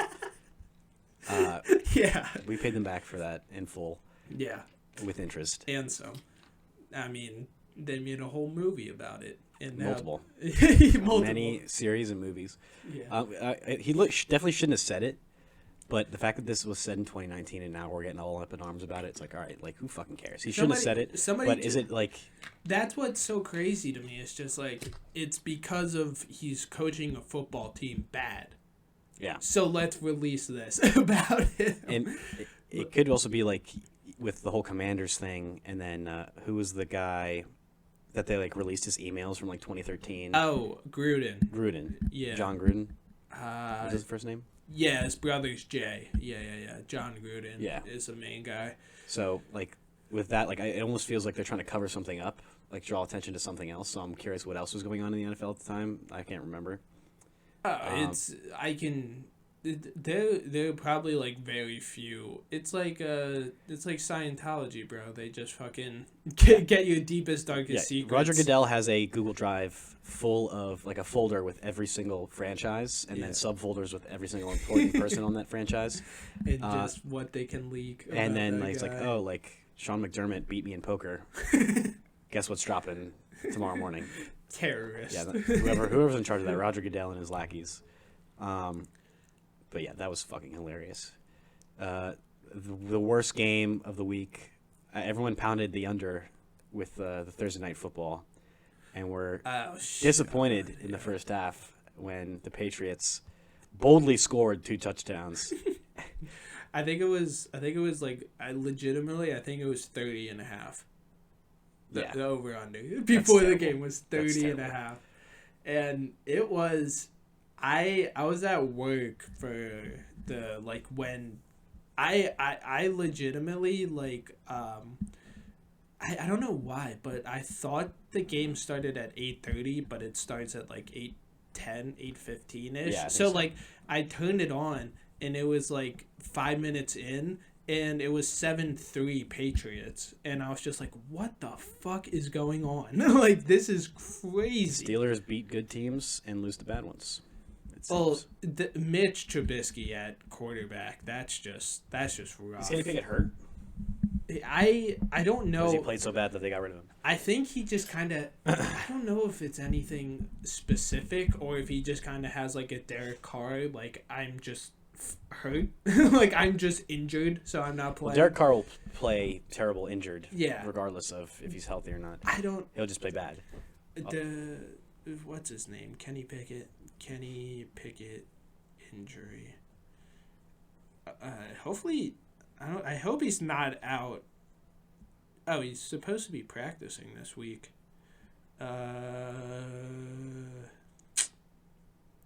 Pickett. Oh, he's also expected to miss the Colts. That's next week. Next week, I think. Yeah, but dude, Steelers fans are just fucking like weird, bro. They were like booing like Mitch Trubisky like after like his second drive, and it was just like, what do you expect him to do? Like we're no stranger to booing. Yeah, we're no stranger to booing, but we boo like our starting starting good players that we pay a lot of money to. We boo them when they suck. We like don't really boo. Like, I don't think like if Marcus Mariota like started a game, I think the boos would start to come in like after, like right at halftime. I think if they had 0 points, then they would boo, but it's not. Depends on how like terrible the drives are. Like if he's like throwing it like if it's like 3/4 of them or 3 and outs, then boos are coming down heavy. Oh yeah. But like I don't think, but they're not directly at Marcus Mariota in this situation. It would be at like the entire like Eagles offense of like, Jesus Christ, can you do something? Yeah. But but it's not like they were booing like their offensive coordinator because they just fucking fired him like 2 weeks ago. So they're not booing him. Maybe they're booing like just the entire team in general, but that was just like it is going to be like one of those things of like, oh, coming from a Philly guy, that's really ironic. But like booing Mitch Trubisky when he's your backup and it's like his first game starting, and you're still like, it's not like you guys were playing particularly well. Yeah, before then. But yeah, that was. I honestly forgot that game happened this week. But I'm sure a lot of people wish that they also forgot that game even occurred. Same thing with the Texans and the Jets. That's interesting. So it looks like MetLife claims another star. Who was it? C.J. Stroud. Oh, was his lower body? It looks like he got concussed, similar to Tua, where he like fell backwards and then the whiplash hitting the ground. So that was unfortunate. I mean, the Jets always find ways to beat good teams too, even though they suck so bad. This is like boys. This might be the most points they scored all season, 30. Stand down, Stroud boys. Rams Ravens was awesome, great game. I kind of wanted the Ravens to lose. I love when like teams have like weird colors and their entire, and then like it's really funny when like head coaches do it, but also when the entire like sideline is just like in those like rain suit jumpers that are just like bright Rams blue. And they just look, especially Sean, it's funny when it's a fat guy, like when Andy Reid just looks like a giant, just like red pumpkin. Big red. Yeah, big red. That's why it's the best. But even like skinny, what's supposed to be like, I think Sean McVay is a hot guy. Like a hot like NFL coach. Yeah, like it's especially funny when like that comes up, and it's just like them and just looking like that's his wife. Blueberry. I guess women would agree. Yeah, shout out him. But he's definitely not Bill Belichick or something. Yeah, but the only thing is, I think he's like one of those guys to where like Cliff Kingsbury, he gets the redhead treatment. Nobody likes him because he's a redhead. But this was a funny game. I mean, I am in fantasy shambles right now, but that return for a touchdown was sweet, and it would also like help me in the moment for what I needed. But but the thing that was funny about the rain jumper, it was just like it rained for like a quarter. I think, and then it just like stopped. Was it in Baltimore? Yeah, Baltimore. That's got to be like the worst when, in like you do it in like real life too, to where you like bundle up for something and then it ends up being like 40 degrees and you're just like, God damn it! Yeah. Like I'm so fucking hot. I'd rather sweaty. be bundled up and take layers off than not enough though. Yeah, 100%. I love the winter. So great being back. Nobody really cares about this game. That Congrats, Saints! You beat the worst team in the league. This was. Did you see the offensive lineman yelling at Derek Carr? I think so. Oh my god, dude! If you're at that point, it like they, in their mind, they should act like they lost that game. Just because of like if you got teammates like yelling at each other like that, like on the field. Like, your entire locker room is in fucking shambles. And it's so clear that, like, everyone. Like, I don't think there's maybe, like, Taysom. No, probably not. I don't think nobody likes Carr. Yeah, nobody likes Derek Carr in that locker room. I don't blame them. But Saints, they're now all of a sudden possibly in playoff contention. Love that. What is that, the NFC South? Did you see where we're at right now? The Eagles, like yeah. now we're like a wild card team, but I think we're fifth. we'll talk about like why that's not really a big deal. Yeah. Once we get to the Eagles, Colts Bengals. Shout out Jake Browning, dude. Jake Browning. He's been good. Joe Mixon had a nice day. There's a couple people. There are a couple head coaches right now that I think are like, they're setting themselves up for like a Bill Belichick role. Like there are some guys right now that are taking just like historically like mid to shitty franchises and making them like good every year. The glow up. Fucking I always, and it's so bad, I always confuse their fucking names. One of them, it's the Browns and the Bengals right below each other. But starting with the Bengals, like they're like, you lose your guy Joe Burrow and you just like look around at your team and you're just like, shit, we still have like a really good team that we're paying a lot of money to. We're just missing the most important position. Let's just make that position just not matter, which is what they're doing with their offense. They're just getting everyone so open. Yeah. And it's like, I don't know, Eagles, maybe take some notes from some other teams and not put all the pressure on the quarterback and just like design plays to make you guys get open. You know, maybe that works. So you put up 34 points, but like Browning just needs, him and Brock Purdy are just like, I mean, Brock Purdy's actually like good now, but they're basically running the offense of when Brock Purdy started, and they're just like, don't throw it more than 15 yards, just get it in these guys' hands. Like that's what Brock Purdy's bread and butter though. Is like a check down to Debo. Yeah, he had some bombs, but Ayuk made a sick fucking catch. Yeah, it's always his receivers making the play for the most part. This one, Arthur Smith. Like, Jesus Christ. He's the worst. He's... Jesus Christ. Get your hydration. But, that dumb fucking mustache-wearing loser. Yeah, nobody really cares about the Bucs or Falcons. Shout out to Rashad White for having another great day. Jags and Browns. This game was exciting. Joe Flacco is... Joe Flacco, he's just proving why the Jets fumbled the bag. Because they had him last year. Imagine if they had him at backup and they could be seeing this. Bro put up 31 on a defense that's good. Josh Allen. I think they're good. Yeah, Josh Allen. That was... I think he had something. He had a funny play or something. Like he was either like... Well, he had that pick last week. That was really funny. That was just went right into his hands. Oh, I think I missed that one. It was so funny, but he made his name in this game too. But it was just the spread was 3 Browns, and then Trevor Lawrence was announced he was coming back. It dropped down to 1.5, and then it went up to 2.5 like right away because everyone was just like, doesn't matter. The Jags stink. The Browns are good.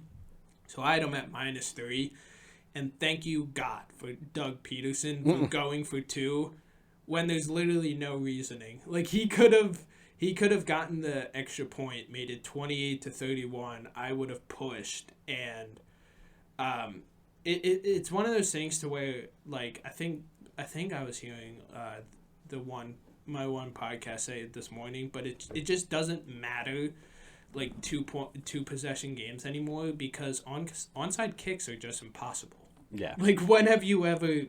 They said that the Jags, the last one that they had one was like 2022, but that just had to have been It's like the only one all year.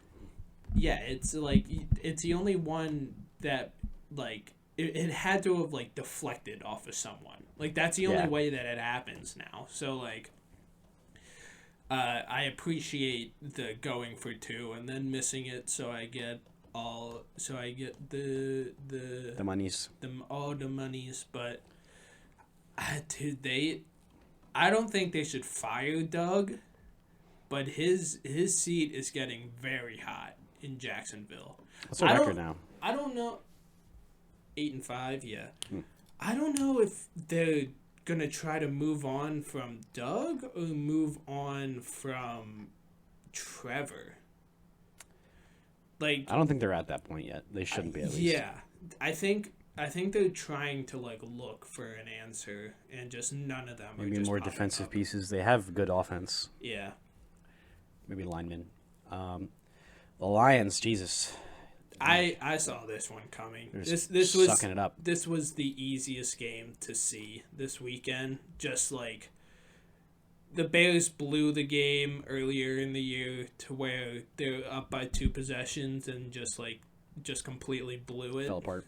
But like the Lions, they can't get a bounce back game. They've been needing one for like a month. Yeah. And you thought I think they had a bye last week. So like you would think like maybe off a bye like they could get one.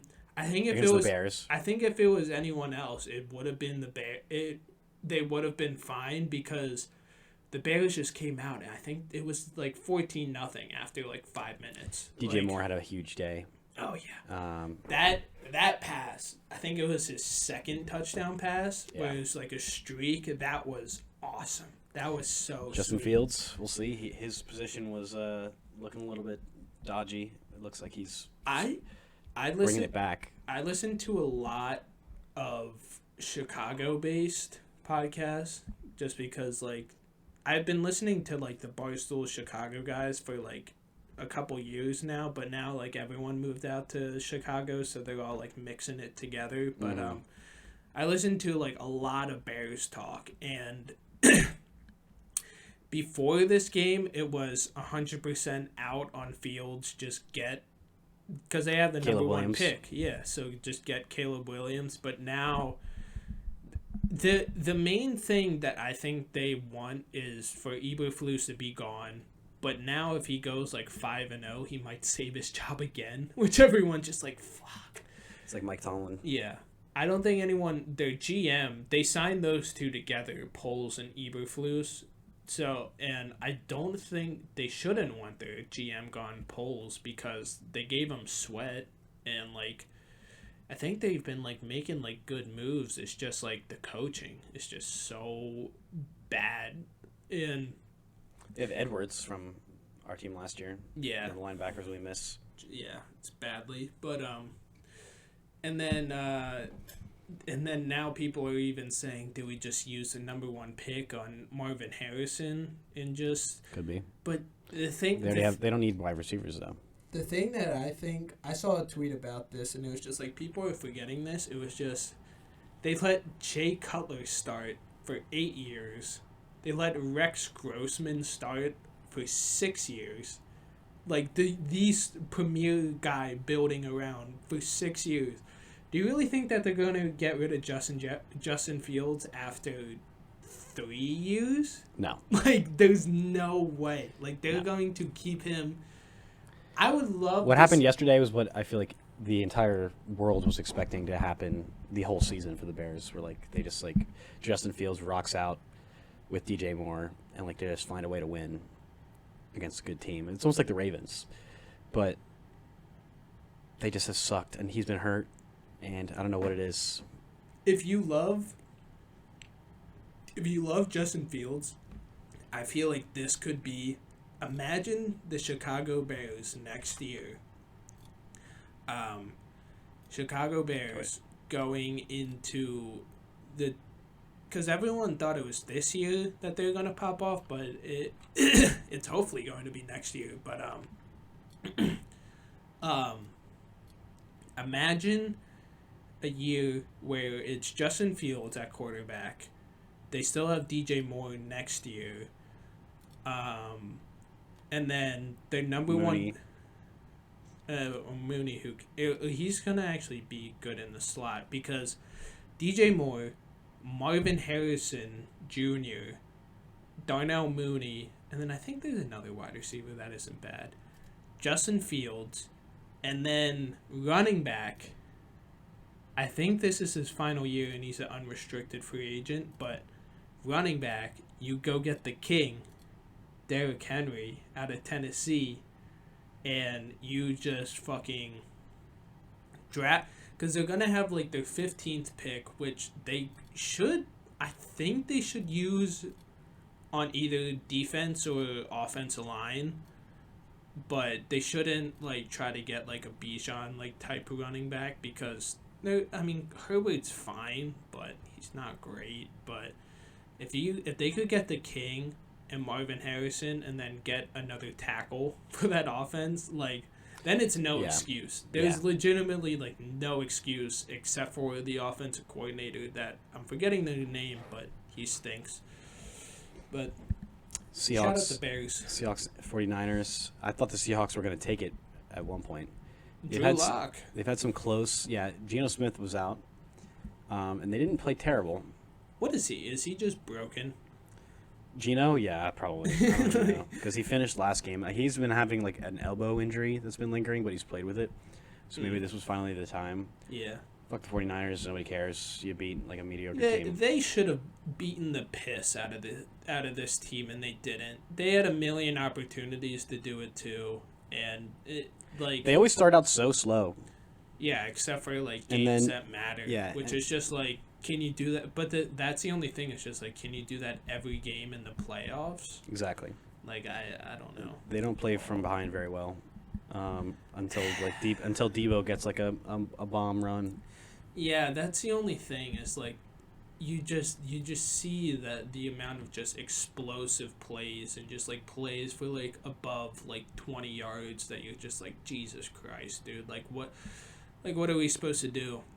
And that's the most perfect Brock Purdy day, above 50%, over 350, 2 touchdowns and an INT. That's like I want to know like most how many of these yards were in the air versus like after the catch. after the catch. Probably 90%. Yeah, it's probably like 80-20.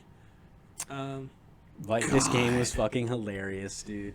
It literally was like it was almost a 2-minute warning and it was still 0-0. It was. I wanted them to fucking lose. This was the worst game of the year. And it ended perfectly. The spread was -3 Vikings, and I forget if the Raiders, I think he threw another interception. I think Aiden O'Connell threw.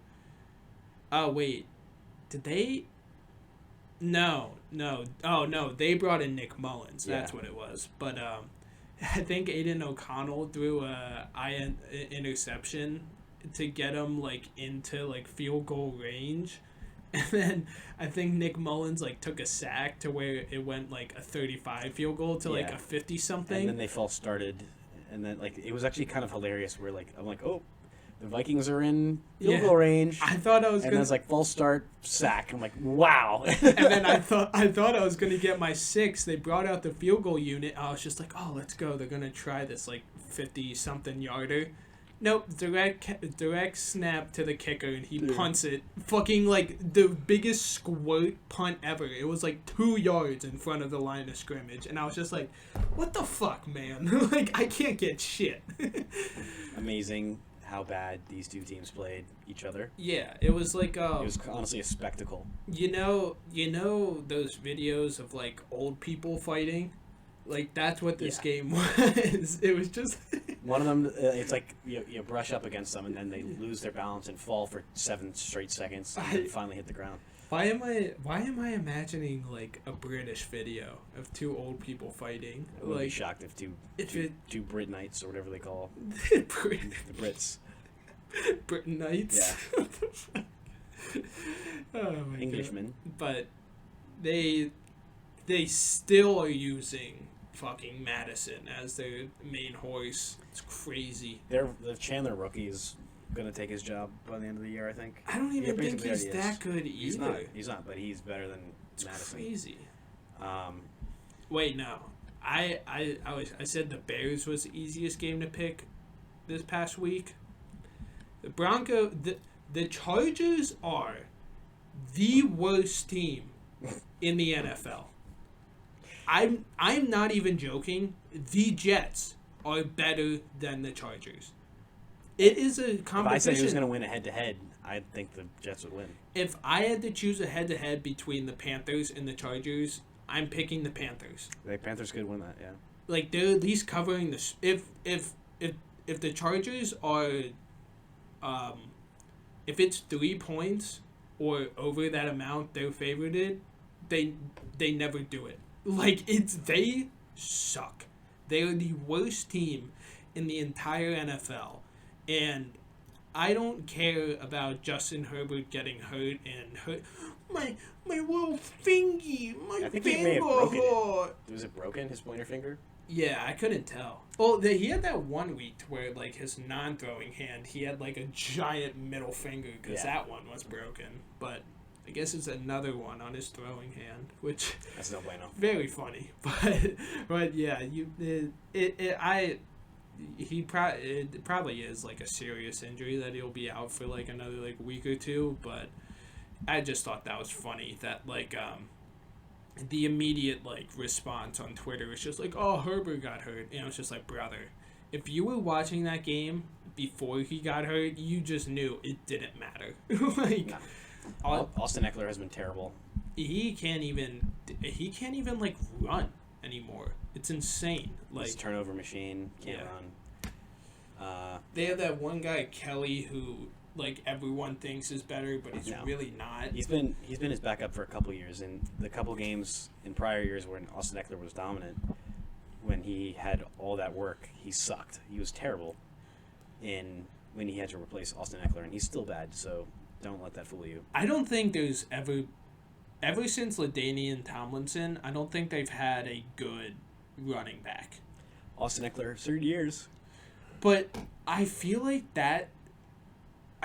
there are people that are just overall just bad at football that just, like, it's just like even when they're good, you're just waiting for that, like, down, like, or for just, like, everyone to realize just like, oh, this guy actually sucks. I was right this entire time. It's like Melvin Gordon, that started to happen at his tenure too, because, like, everyone was just like, he gets a lot of yards, but do you guys see that he has, like, 35 rushes a game? And, like, he gets, like, 130 yards, but, like, he has, like, 50 rushes. So, like, it's 2 point.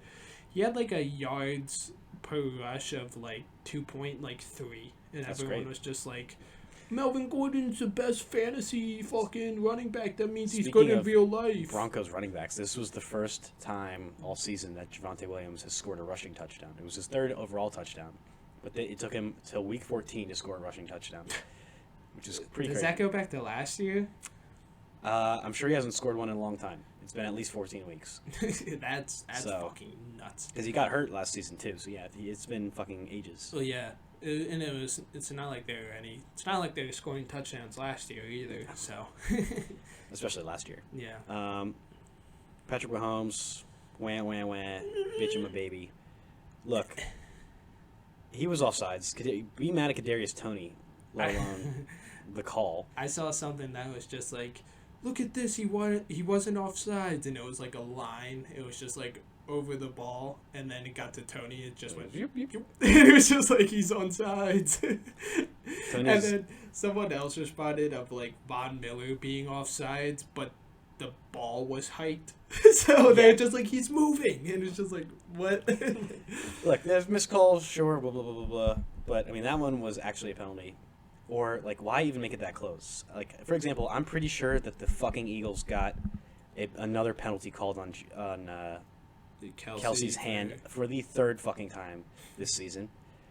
If we're talking about bullshit penalties, that Dallas game, they 2 times threw a flag that would have been on the Cowboys. Picked it up. Yeah, and they picked it up because they scored. I mean, the first one was against one of their linemen holding Jordan Davis, which was an egregious hold, and they just picked it up. Yeah. They just picked it up. It was the first touchdown. That was a part of the game that I caught. Yeah. But yeah, Bills Chiefs game. I didn't watch it, but I saw the ending. I watched a lot of it. It was just Josh Allen running around doing everything for the offense. Yeah, basically. The Bills defense looks like good-ish now.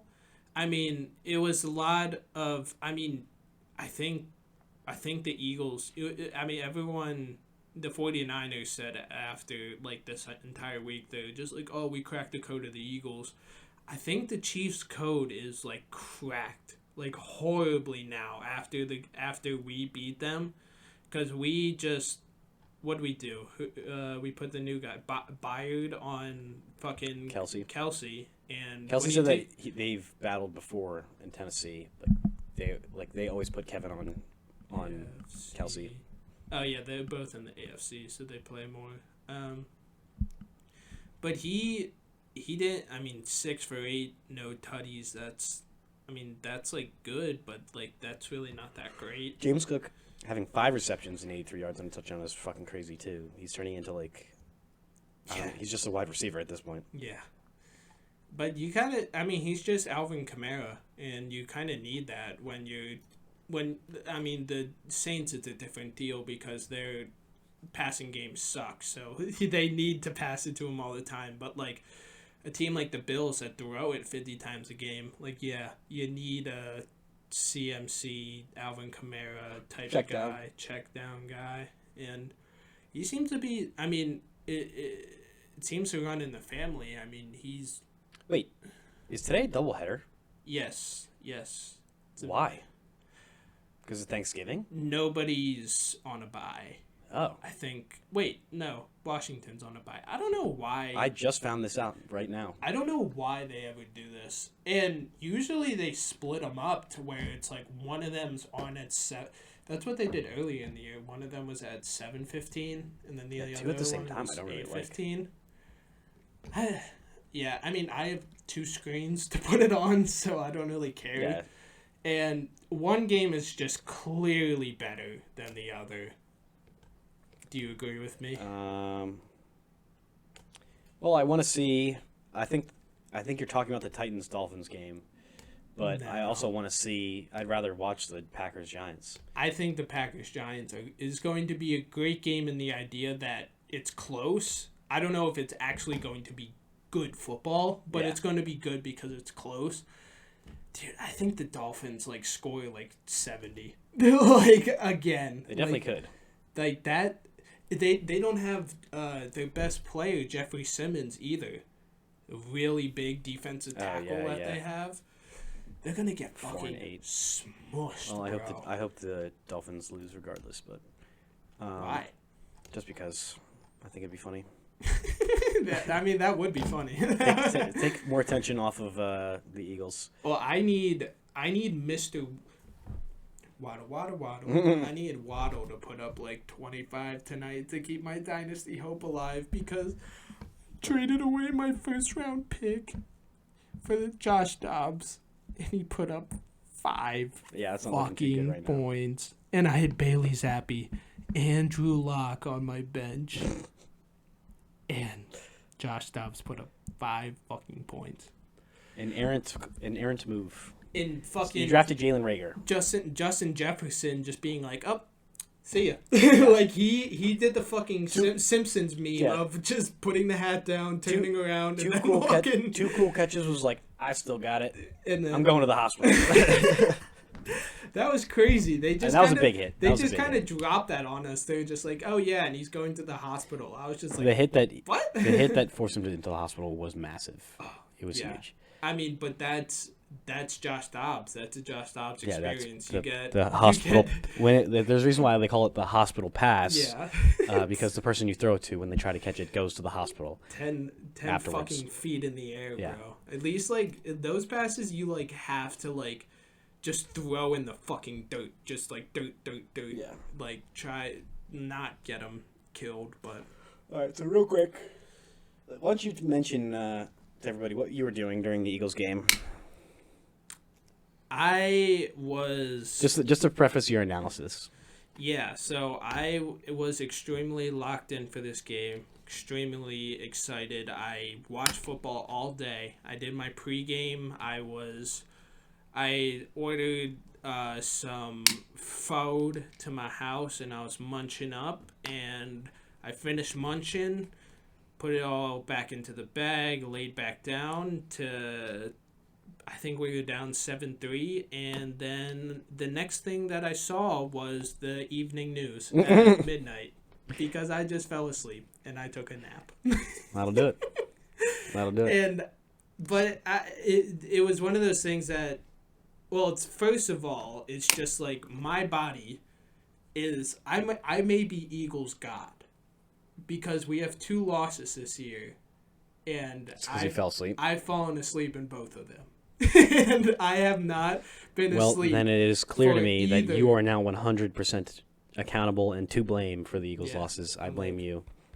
I got fucking Eagles in my blood, baby. It's the fucking. So what did you miss? 3 fumbles. 3 fucking fumbles that they were so bad that, in live you're like. Well, I saw the Jalen one. Yeah. That one sucked. But all 3 of them from first Jalen, then AJ Brown, then Devontae Smith. All 3 of them, it was so fucking bad that when a fumble happens, you're like, oh, I hope he was down. He looked like he was down a little bit. I was like, nope. Oh, camera angle. They were camera angle will show us none of these. I didn't have a shred of hope when I saw the ball come out live, and then I didn't even watch the replay.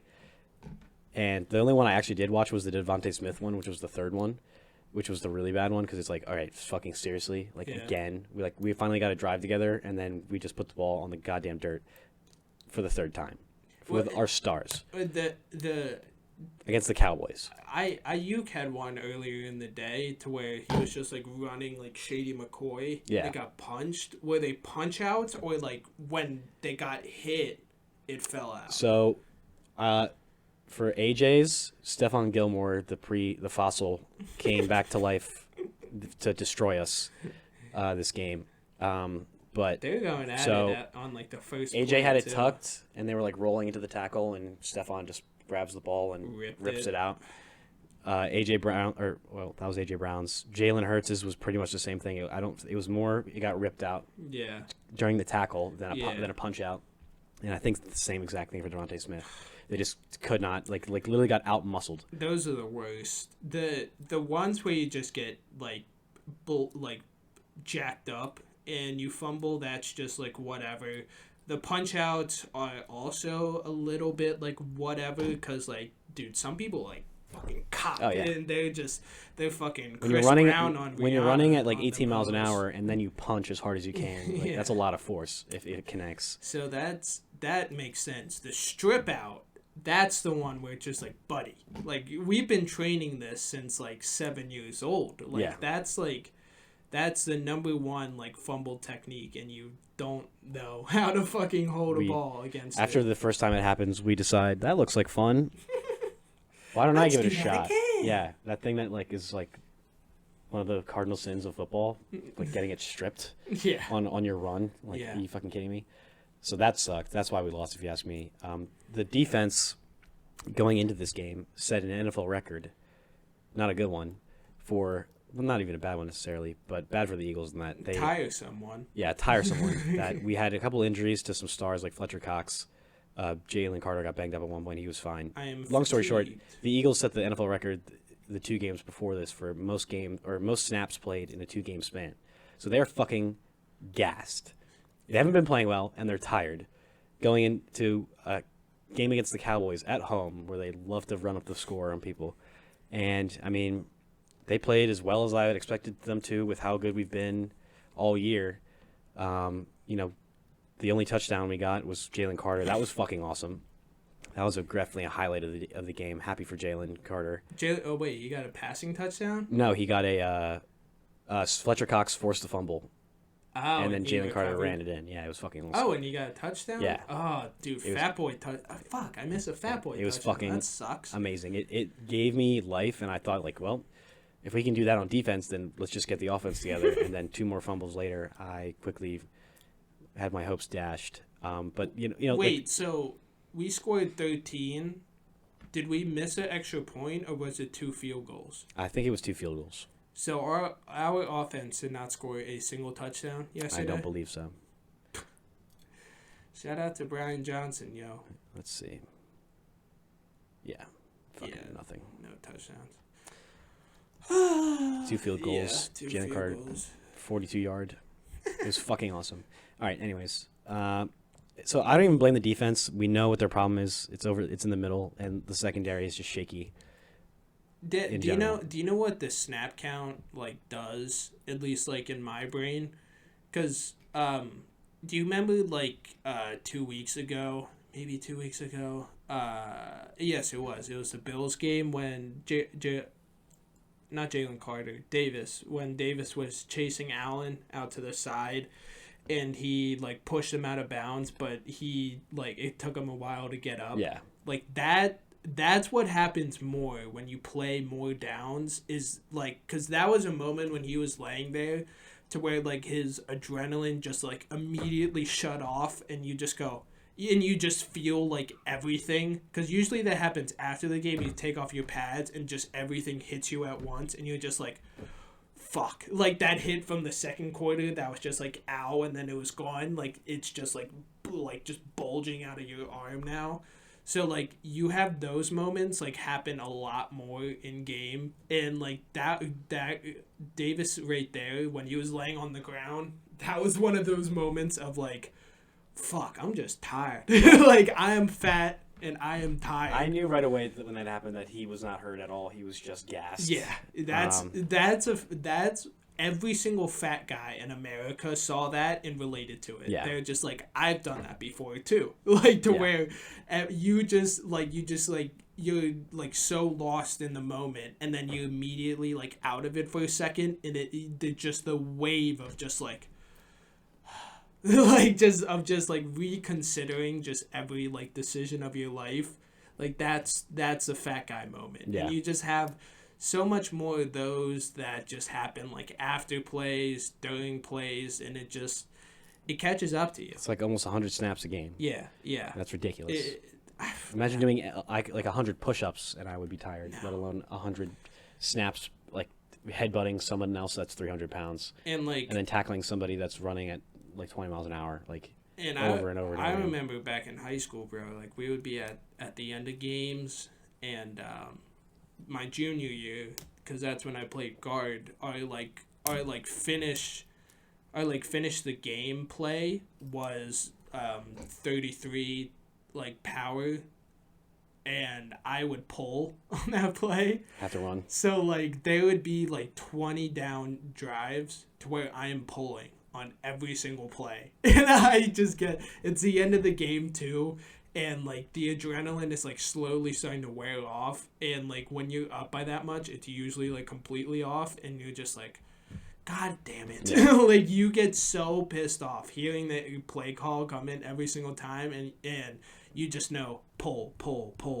And it's just like, God damn it. Run. It's like, I couldn't imagine that for, like, a defensive player. Is just never being able to get on the field. And then the moment that you're just like, and then it's just punt. You just see a punt up in the air, and you're just like, God damn it! Like hitting the oxygen mask. Yeah. Oh, did you see that? The Chris Jones. Yeah. The coach fucking slamming the iPad. Clearly, once the coach slammed the iPad because he's like saying something to him, and then the coach throws down the iPad and he goes, "Yeah, man, fuck this." That's when you know a coach is like really mad. It's when they take it out on like an inanimate object, like a blocking pad or something. Like you just see the Leapfrog iPad, Microsoft Surface or whatever. But yeah, keeping it on the Eagles just to finish out this. I mean, it's sad because like, what is it? Pull up the playoff bracket. Just do NFL playoff picture. The thing I wanted just to look up standings right there. The thing I wanted to say for well, hold on. I won't show this yet because I wanted to say really quick that like the thing with the Eagles that's been frustrating, and like the only sad part for me with this loss, my biggest concern is that like we have had the same fucking problems all year. It has been the same two things: our secondary, mostly in the middle with our linebackers, and like covering the pass. And then also turnovers. The thing that, like, even though we haven't executed to perfection the offense that Brian Johnson has dreamed up in his fucking fantasy world of make-believe and stupidity. It's a bunch of fugazi. Come on. You can't build upon this. If we didn't fumble the ball 3 fucking times or throw 3 picks, then we probably would have won those games. And that's the thing with the offense. Is like play calling, but whatever. Execution, like, is a part of it. And then, like, the fucking fumbles. Like, the fact that we're at week 14 and all of our best players fumbled in that way, when that's been a problem that we've been trying to, like, fix the whole year and have been better with. Yeah. like, I guess against the 49ers we didn't have any turnovers, but like then like I guess that week afterwards in practice they were like, oh, we don't have to worry about that anymore. Like, why even hold on to the fucking football? And it's just like, I feel like that's a coaching problem, which is concerning, because like making these adjustments, like that's like, it's got to be the coaches. That is the thing that is most frustrating, because there are players to where you look at and there's just like like every player has a yin and a yang. Like, there's some things that you just have to take with a player to get all the good stuff. Like Josh Allen, you just accept he's going to throw 1 interception a game, and as long as he still puts up fucking 500 yards and 3 touchdowns, who cares? Yeah. But we can't have those mistakes of like, and usually those interceptions too are just like either like an arm punt to where like you literally can't do anything other than like maybe the wide receiver like actually like getting up to it. These are all curable mistakes that like should not be repeated. Yeah. And like fumbles. they just keep like fumbles after should catch. never happen. Fumbles after catch, fumbles on designed QB runs, which actually worked really well. Yeah. They were working really well. Yeah. And then like it's so sad. Like, Brian Johnson is finally like, look, the QB draw, it's working. And then Jalen Hurts, maybe to sabotage it so we don't do it a million times, fucking like easy fumble, man. I love the inside read option play to where Kelsey pulls to the left and it's an option to the right to where you're reading the nose tackle to see what he does. Yeah. Because you let him run free, you block the edge, and you usually block the edge to bring him inside. So if you hand it off to the running back, it's a sweep to the right. But if you pull it and Jalen has it, he follows Jason Kelsey on a pull. They ran that on the first drive, and I was just like, holy shit, an option like QB draw. That even if that was just a fake and it wasn't an option, I love that play. Yeah, it's just designed QB draws that where you have a lead blocker, like someone like coming across and like not just leaving them like out to the fray. Like, they're just, and I don't know, is it Sirianni? Because we're hearing reports now it's a Sirianni offense. His offense. Just called by Desai. So Sirianni is also in the same thing. I don't know, at least with me, to the Browns and Bengals head coach, to where he's working towards being here for 20 years. And his attitude, I love it. You can stay in Philly. It's just, bro, just be smart. like, one time. Yeah. But. So, like, what was the other thing I want to say? So bad. All right, we'll do another stop, and then we'll talk about the Eagles NFC first round bye, hopefully. And we are back. So, the Eagles fucking lost. Whatever. What does that mean in terms of our 1 seed or even playoffs? Can you just look up just the NFL standings on the internet? That's what that is right there. Yeah, but it's gonna pop up. Hold on, scroll down and click on their website.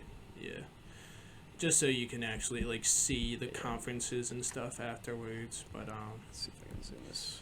Yeah. There we go. So all the way down to the NFC East. So 10-3s. Oh wow! Hold on. I mean, obviously, like hold on, scroll back up to the Cowboys. Obviously, like, the Cowboys, like, beat up on teams at home and just beat up on bad teams. But look at that 0.4 and point against differential in net points. Yep. The Cowboys have 188 and we have 21. And our points for is 80 less than the Cowboys. Like, that's one of those things that you see and you look at, and it's just like, yeah, we should be below the fucking Cowboys. If that's how we're playing the season, like, this is why, this is not to me, it's not a sad moment that the Eagles dropped out of the first place. It's a mad moment that they dropped out of first place, because it's like, you should be playing as well or better than the Cowboys when I mean, we had the first game the first time, so it could be like, oh, but head to head, blah blah blah. We'll also think about, so we're back by 80, right? But they also beat the Giants 40-0. So like, just that game alone, like imagine what the numbers look like then. Still not great. They're definitely doing better than us. Yeah, but they still beat the piss out of the Commanders, to which we never did. Yeah. So, but that's also funny looking at the Giants below us at 159. Holy moly. It's terrible. That is awful. But so the Eagles can still actually be like a 1 or 2 seed at like worst. Because like the Giants, or the Cowboys schedule from here on out, if I can find it in an easy way. Yeah, it's of course, this will not be easy. But, yeah, they... Long story short, the Cowboys, even if they win out, like, if we win out and the Cowboys win out, we still will be ahead of them in the seeding, just because the tiebreakers come down to, like, conference record. Conference schedule, yeah. And they have 3 losses, and I guess now we have 2. So the Cowboys next have the Bills, the Dolphins. I think they can lose to the Bills. I think they'll fucking smoke the Dolphins, and then Lions, and then Commanders. So not an easy schedule. Lions look to be on Monday night. What's December 30th? That is a Saturday. Oh, yeah, that's one of the Saturday games. That's also a great part. This was the first weekend of no college football. Shout out to Jaden Daniels, Heisman winner. Oh, yeah. The LSU guy. He's a fucking dog. But Eagles can basically the Cowboys, even if they win out, if we win out, which we definitely can when it's Seahawks, Giants, Cardinals, Giants, we would still be, I think... So if we win out these next couple games, we have to have the easiest remaining schedule. We have to. If we win out these next couple games, and then the 49ers lose 1, then we get the first seed back. Scroll down. What are they? 10-3 too. Yeah. Yeah. What? I'm gonna look up what they have next. Keep talking. I mean, So it's not over. It's not even close to over. We're even in the worst case scenario. Look up the conference. Just what playoff seeding is right now. Okay. Conference. Yeah. So we're 5 somehow. Yeah. So that, I mean, it's the thing that obviously sucks the most is just like losing the first round bye. But the way that we're playing, I think it's better for the Eagles to play more games and not get that bye. Yeah. Because this team is really starting to feel like if we get that bye, we are going to come out and play like the second half of that first playoff game. Like the first half, we're going to do nothing, and then the second getting our half, confidence up would be very helpful. And that too, because if you look at people fighting for the 7 seed. I mean, the Vikings are going way downhill. They could easily slip out. The Packers and the Rams are who are looking best in my mind. I would hate to play the Rams. The Packers I would feel better about. The Seahawks, they're slipping. They suck. The Falcons, whoever makes it out of the NFC South, I just couldn't care less. Yeah. Would love to play them, be on their side of the bracket, but I mean it's just like what would we click on the playoff picture above? What side of the bracket would we be on right now? Wait, no, it doesn't. Maybe scroll down more to where it show the bracket. No. The 2 teams. Love it. Shout out to Panthers. But I was hoping it would show us a bracket. So I think the best path would be to get on. This is assuming that we don't get the number 1 seed. It would be best to get on the side of the Cowboys rather than the side of the 49ers in my mind, which the first and fourth seed are on the same side, and then second and third, and then the second overall would play the 7, third would play 6, and then fourth would play 5th. So currently in the 5th seed, we would be on the 49ers side, which would be awful. That would suck so badly. Yeah, I think this is it. Yes. So, yeah. See, that is just, like, where we cannot be. Like, oh, wait, I forgot it resets after the... First round? After the first round, yes. So, if there are any upsets, then they would take the place of playing San Francisco, and then we would hop over to the other side and most likely play the Cowboys. Because that's the main spot I see for an upset for is the 3 and 6 spot, and then, you know, obviously 5-4 if we're the 5. So that first game playing the NFC South, that's honestly like, I mean, everyone shows up for playoffs, but that's like the best possible option. It's just if we're able to play the 4 seed and then somehow what's it called were to happen, upset. Yeah, an upset which is very possible with the Lions, because if they're the 3rd seed, then they can lose. That's the thing with the Lions, is they can lose to anybody and also beat anybody. So that's a scary spot to be in as a fan base, which is, I think it's exactly where we're at too.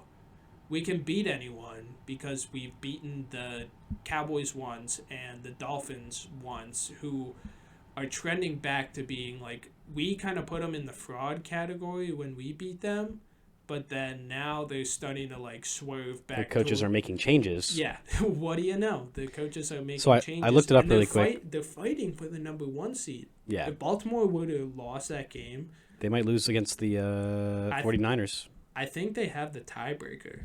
So Miami, so they could. I looked it up really quick. So the Eagles' path back to the 1 seed is literally just win out. The Cowboys can win out too. It doesn't matter because we'll have the conference record.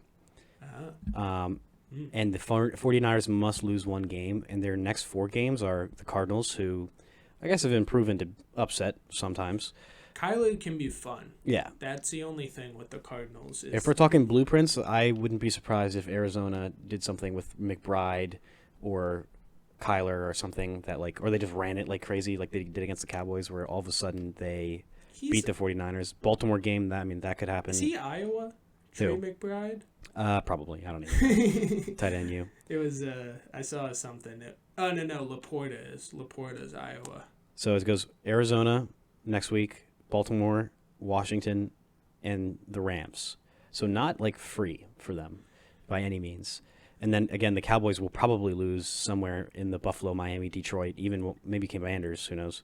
Probably not though. But Buffalo, Miami, Detroit, they could lose any of those games easily. The Commanders have been dead for the past like 3 weeks. But the 1 seed is still like easily within our grasp. And I think with our schedule we should get it. But like you said, it might not even be as beneficial. If we like clobber these next couple teams and like get our confidence up and like get the offense firing on all cylinders, then the bye would be nice to just have a break.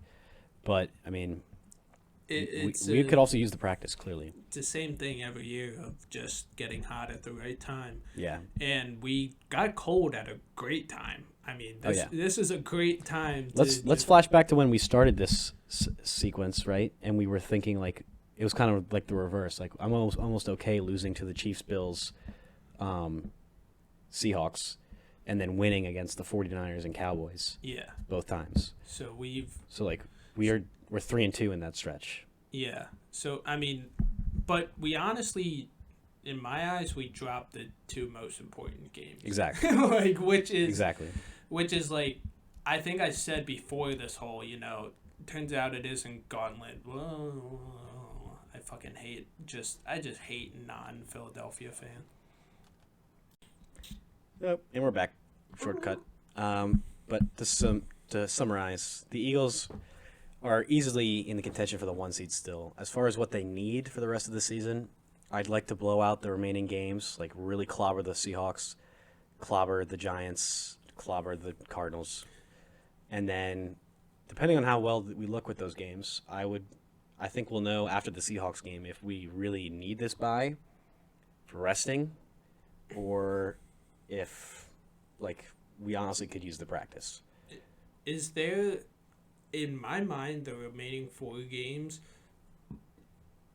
to me, because the obvious goal is to just get back to the only thing is just getting back to the Super Bowl, and then whatever happens in the Super Bowl. That just always is what it is. But getting back to the Super Bowl is the goal of this team, and like the goal for like maybe like 7-8 other teams this year. But like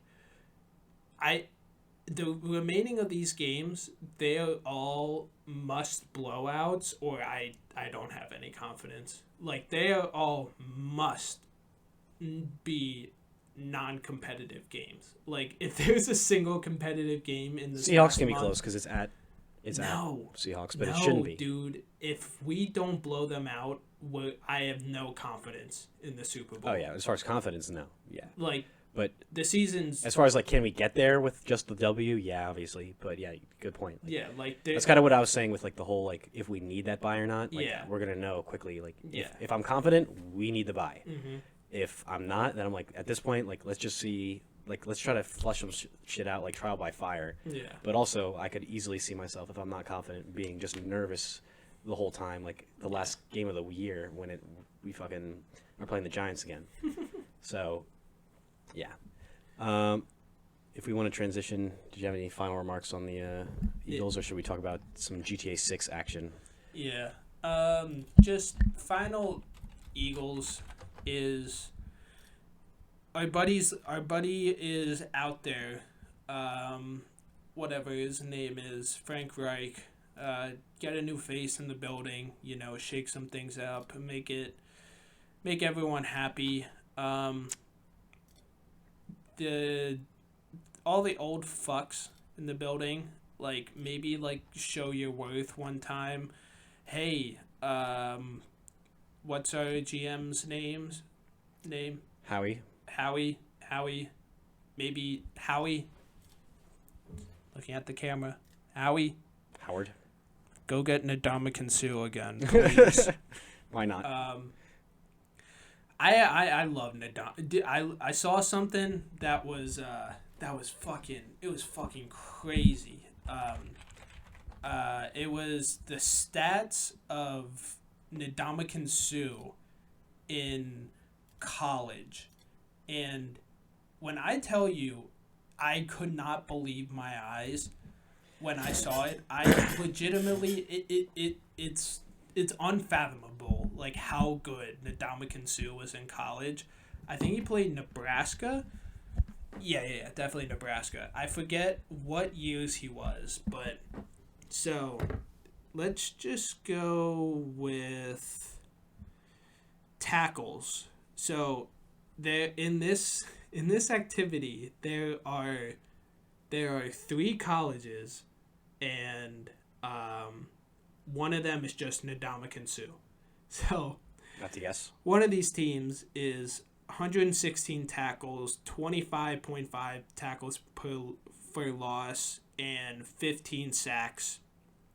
Another is 98 tackles, 23.5 tackles for loss, 9.5 sacks. And another one is 82 tackles, 23 tackles for loss, 12 sacks. And another is 112 tackles, 22 tackles for losses, and 14 sacks. So I'm going to guess. I'm going to go in the middle and say that he was the 92 tackles, if there was one of those. It was 82 and 98. 98 is what I meant to say. That was Alabama. Wow. That's the whole year? The whole year. He was the 82. He had really? 82 tackles. The other 3 teams are Alabama, Texas, and Florida. Jesus. Which at the time, they were the 3 best teams at that time. So to like run it through again, tackles, Alabama 98, Texas 112, Florida 116, Ndamukong Suh 82. He had 82 total tackles. We should just make him a linebacker, make him lose a bunch of weight and get back there. He has more tackles for loss than Texas with 23. They had 22, and then Alabama has 23.5 and Florida 25.5. Sacks, he has more than Alabama, 12. They had 9.5, and then 14, and then 15.5. This is insane. That is ridiculous. This stat right here is actually the most. Was he in the Heisman conversation that year? This is all defensive line stats, and yes, but blocked kicks, Ndamukong Suh has 3. Wow. All 3 other schools total have 3. And Alabama has all of them with 3. What team was he on? Nebraska. Nebraska? Yeah. And then forced fumbles, he has 1. Only Florida has 2. The other schools have 1. He's the only one that has an interception. Of course.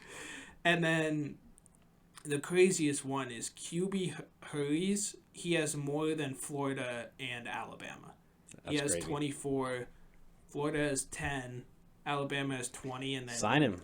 Texas had 48 somehow. That's crazy. But Sign him again. Ndamukong Suh is the greatest player of all time, and you need that guy in the locker room that will actually like piss on someone's face if they look at him the wrong way. Literally stomp him. Pat McAfee like told a story one time of like how I forget, it was either Pat McAfee or someone told it on a show of how they brought up him stomping on Aaron Rodgers, and he was just like, how about we pull this car over and I'll show you the technique on you. And like imagine like saying a joke to Ndamukong Suh that you thought it was going to hit, and he just responds to you with I think it was someone else told the story, because they're just like, I was driving him to the airport and I was just like, oh my god, like I may not make it out of this fucking car. Because he almost stomped somebody when he was on the Eagles. He almost did it again. Yeah, and I forget who that was. But when you are that guy, you can do that. And that just reminds me of something else that I totally forgot about is DK Metcalf. Oh my god, yeah, his fight got fucking thrown out. He's ridiculous, man. That's like he's acting like Antonio Brown. I was literally about to say that, bro. He's on AB's path. You are like losing it, dog. Like relax. It's not that serious, and it's always just when they're losing. Why you have to be mad? It is only game. It's only game. Why you have to be mad? Have to be mid, and he's just such a fucking like. I hate calling people like professional like athletes this, but he's just a loser, man. He's a loser. Like if you just purposely get thrown out at the end of which basically he tries to, like when they're losing every game, he tries to get thrown out. I don't know how you grab somebody's face mask and like tries to rip their head off, and also like just starts a fight 30 yards downfield after every route. Yeah, like it's crazy, and then like he got thrown out, and the funniest part is that like he had a reason, because he like didn't start it. Like the 49ers guy was just being an asshole and just like shoving his face in the ground. But that's like the number one lesson that like football always taught me is they never get the aggressor. They just get the person that reacts. They get the person that freaks out the most. Yeah. So they reacted, and they reacted fucking heavy to whatever. I don't even know what he do. Did he like? I don't even remember what started it. But the reason why I brought this, it reminded me of it, is because like he's able to. The tweet was like, he's able to do this upon everyone except for Marshawn Lattimore, and it showed him like Marshawn like kind of like threw a punch at him, and he just didn't do anything. Yeah. Like, that's when you know, like, someone's like a real fucking G. Is like, who's the one guy this guy doesn't mess with? Because DK's kind of like one of those tough guys that are like a punk and like a shower He's about it. fucking enormous. Yeah. And is a wide receiver. And, like, it was so funny when, I think last season and, like, a season before that, when he had the binky mouth guard. I'm like, that fucking fits you, bitch. Because you act like a child. Oh, yeah. Constantly. Someone else was the fan with those bib mouth guards. Oh, yeah. But he was the binky. I forget who the fan was. I forget who had the fan. But do you know? I sent you this song. You may not remember it, but do you remember this song, "Bad Bad Leroy Brown"? I think so. I forget who it's by. It's by like Jim something. But like, I'm sure if you played it, I'd recognize it. yeah. But he's bad Leroy Brown, baddest man in the whole damn town, badder than the old King Kong. Meaner than a junkyard dog. You just caught a fly. That was amazing, yeah. If we're looking for YouTube Shorts. short material, that, with no context, is going to be fucking hilarious. No context, odd moments. God. All right. But he just reminds me of, like, that. Because the song is like, oh, he's the baddest guy in the whole town until he messes with the wrong guy's woman. And he just gets his shit punched in. But that's what DK Metcalf reminds me of. He reminds me of Leroy Brown. Someone who just walks around like fucking, oh, I'm ripped. And then, like, when a small guy comes at him, he's able to, pummel him. But once when you get the one guy, like Marshawn Lattimore. Fred Warner. Yeah, that's also true. I'm not sure why you're grabbing his face mask. That's not the best idea. Yeah, like, you would, I think anyone, does he have the, I mean, shout out Puka Nakua for a fucking best catch of the year with no gloves, just tape around his fingers like a goddamn dog. But does he have the coolest hair in the NFL, Fred Warner, his dreadlocks? He'd probably be a candidate, but I wouldn't say it's the coolest. Puka, I can't think of anyone who's cooler. Puka right has great hair. Like, he has like the wavy, like, surfer boy style type of shit. Him and and that. Cup, I feel like, had similar haircuts. Oh, the I love. Can't really picture. I love people with my hair. So like Alec Boehm, Sidney Brown. that guy too. But the tight end on the Vikings, what's his name? Oko. No. No. You're thinking of the Titans guy. The white guy that's signed for like $1 million. Not Tyler Higbee. That's the Rams guy. Laporta? What do you mean? No. Just on the Titans. No. I said the Vikings, didn't I? The Vikings? Oh, Hawkinson. Hawkinson. Yeah, TJ Hawkinson. I like his hair because it looks like mine. His is a little straighter. Yeah. There's Sayamalu. He's on. He's on some team right now. He's got. Is he? Yeah, he's on. I'm thinking of Troy. Troy Polamalu. Polamalu. He also had amazing hair. Which is He literally was in the Dove commercials with. Patrick Mahomes. I forgot to bring this up for the Eagles. I had a bad thought. Are we the 11-0 Steelers? No. We might. What? Remind me of that season for them, because it was the 2020 season. Didn't they play nobody though? They played nobody in the first half of the season. We played plenty of people. We played somebody. But we've lost all of them. No, we beat the Cowboys. We beat the Dolphins. We beat the Bills. But we they beat the Chiefs. revenged us. I mean, we beat the Chiefs, but like college football wise, like that win is starting to look not as good because the Chiefs fucking suck. Well, they're on a skid too. We sent them on a skid, and now we're skidding because of the 49ers. But it's only 2 games in the hardest stretch of the season. But we could be in the same breath of worst 11-0 team of all time, worst 10-1. I'm not going to say we're anywhere near close to a fraud alert. If we lose any of the other games in the remaining of the season, then it's just straight up fraud. So I guess by that point, Like maybe I forget who the Steelers like lost to. But I forget if they lost to someone good. Or I remember that someone season now, bad. and no, we're not even close to that. I don't think, because the Steelers like also like we haven't like sucked shit the whole game, and then the other team sucked more, so we won. It was like we sucked shit and then had like a good quarter or half and then brought it back. We did have that game. It was the Jets, but they just lost. They sucked less than us. Yeah. So. But that was probably premature. But that was the scary thought that I had in my brain. I'm sure everyone else in the NFL might be looking at that and saying 100%. like that's legit, but I don't think that's true at all. Should we talk what about what is the minimum of this year wasn't a total failure? Is it 1 playoff win? Is it 2? That's a good question, because this is a unique season for the Eagles because we were so fucking electric last year. Yeah. It seems like we have a lot of the same pieces and just improved on our strengths, minus the linebackers. So people have been Super Bowl or bust for the whole fucking season.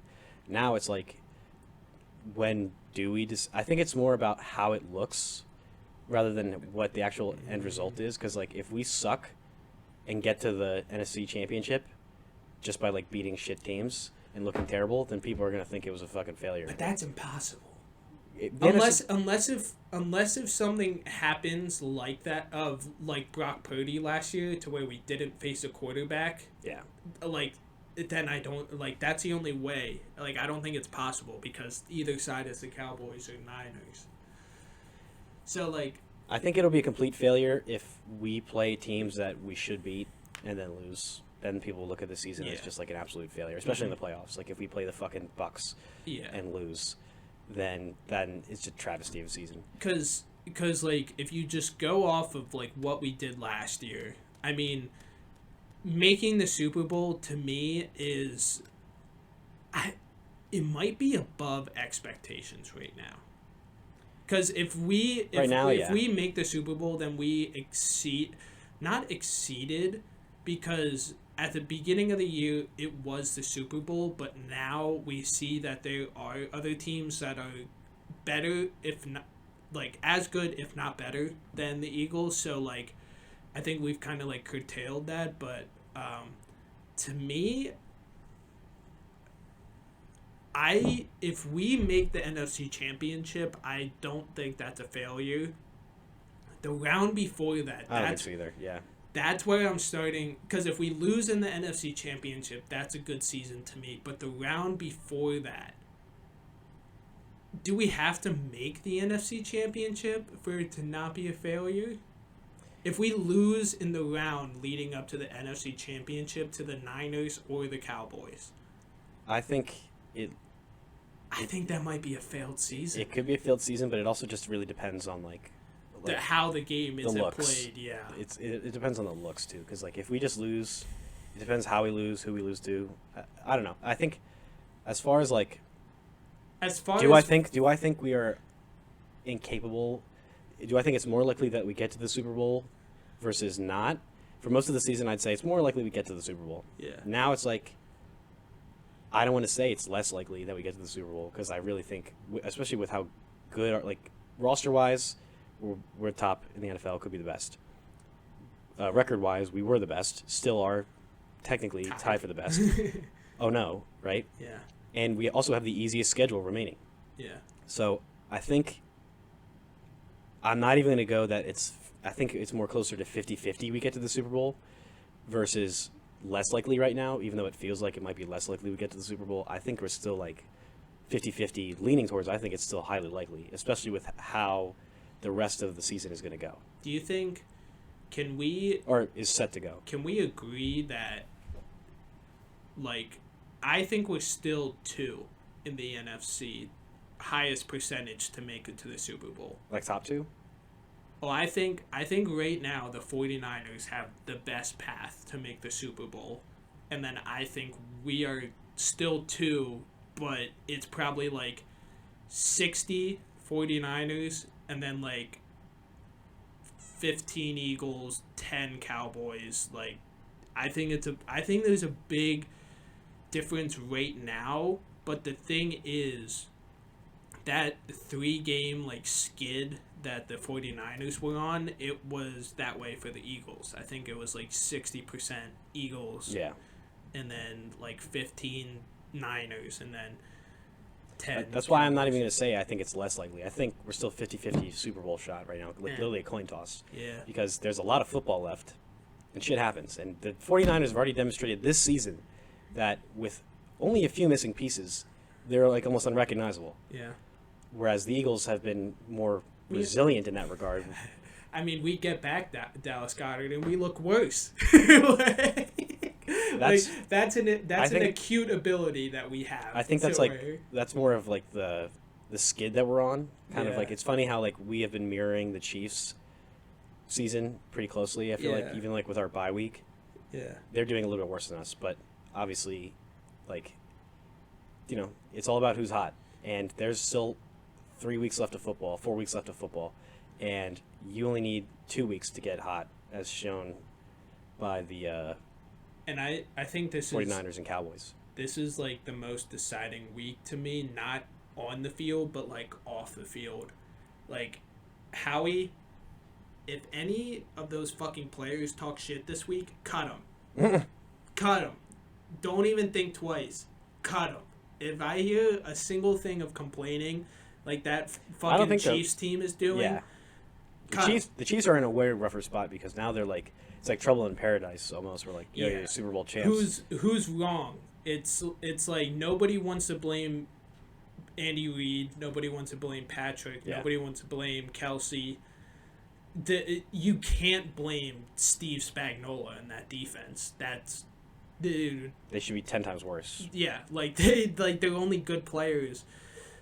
Chris Jones. Like, everyone else is like... The linebacker Bolton is... like the problem is like... They don't have Tyrann Mathieu anymore. They've all been playing out of their minds. Yeah. So, like, you can't even, like, say that any of them are necessarily bad. They're unfamiliar names. Yeah. For the most part. But, yeah. Well, that... I did forget about that, too. They're two, like, play callers for, like, middle line... The green dots, what they call them. Yeah. Where they get the plays. They've been out. They lost their one guy who did it, and then the backup guy stepped up really well, and then he got hurt the past week. So I don't know who they gave it to or how that worked out, but that's the only problem with the Spags defense is that, like, he's like Flores. Like, he does a lot of wild stuff sometimes on, like, third downs and stuff like that. So you need to get that in, like, perfectly. And when you have, like, a backup caller like that, it's hard. Like, they've been doing it all the time on, like, the Manning cast now, to where they're just like, they're gonna, like, imitate, like, the cadence from, like, OC to, like, QB. Oh, okay. The communication then. Yeah. And that shit is hard. Oh, yeah. Like, especially for a defense to where it's like, it's a smaller rule book. All right. Wait, Toby. All right, have fun. We can just cut that part out. Yeah. Do we just finish or save GTA 6 for another week? I mean, we're pretty far in. Yeah. We'll just save it because I'd also like to get. I really don't know anything about GTA 6 beyond this map picture. Yeah. So I'd like to like watch cool. the trailer and we can react to that. Yeah. Okay, right. And we're back. And just I think we should like maybe like give an idea of some stuff that we should like do. I have one homework assignment. And I feel like we should both watch that movie we were talking about, the Obama. Oh, yeah, what was that called again? Leaving America Behind or something like that? Yeah, something like that. I feel like that's a good little homework assignment to where we can eventually let viewers know we're going to talk about this next week, and then so we all are on the same page. I like those a lot. Just there are a couple podcasts I listen to where they're at the end. They're just like, any movies we should like make a homework assignment for next week, and then like just hearing like other people's opinions that aren't your friends like talk about it. I feel like I like that, especially like with movies. TV shows, it's hard because it's like a lot of minuscule stuff that like no one like cares about, or you just need like an entire podcast. Like you ever see those podcasts that are just like 100% like Game of Thrones shit? I haven't listened to something for like a show or like even a franchise like Star Wars or something. Yeah. But I've listened to podcasts where like they'll talk about like when Game of Thrones was coming out. Yeah. Sounds like Toby's eating something over there. When Game of Thrones was coming out, one of the podcasts that I listened to would every week they'd like react to the episode. So we could do that. But yeah, movies would be a good idea. And like even if anyone wants to leave the first comment on this bitch, then ask us. We'll be talking about the UFC event. We'll talk about the UFC for the 10th. Let us know what you'd like to see us do for the 10 episode special. 10 episode special. I think we might. I'm sure we won't get a comment by the time 10 episodes comes around. But we'll try the Stratego thing because I think that'll be funny. Yeah. We just moved one of the cameras so it's showing both of us, and then I actually found a third webcam that I have, but it's such a piece of shit that like compared to these ones, it wouldn't even be like worth it because the quality difference would be too jarring. But I think what we'll do is we'll put the cameras like the one will be here facing my board so they can see my pieces and you. And vice versa, so like we get the faces. So right? It'll be showing my so like people will my see power and then your face and then your power and right. Okay. Yeah. So we'll probably do that. That'd be fun. A good one. There's also like pool table. There's a pool table and a foosball thing.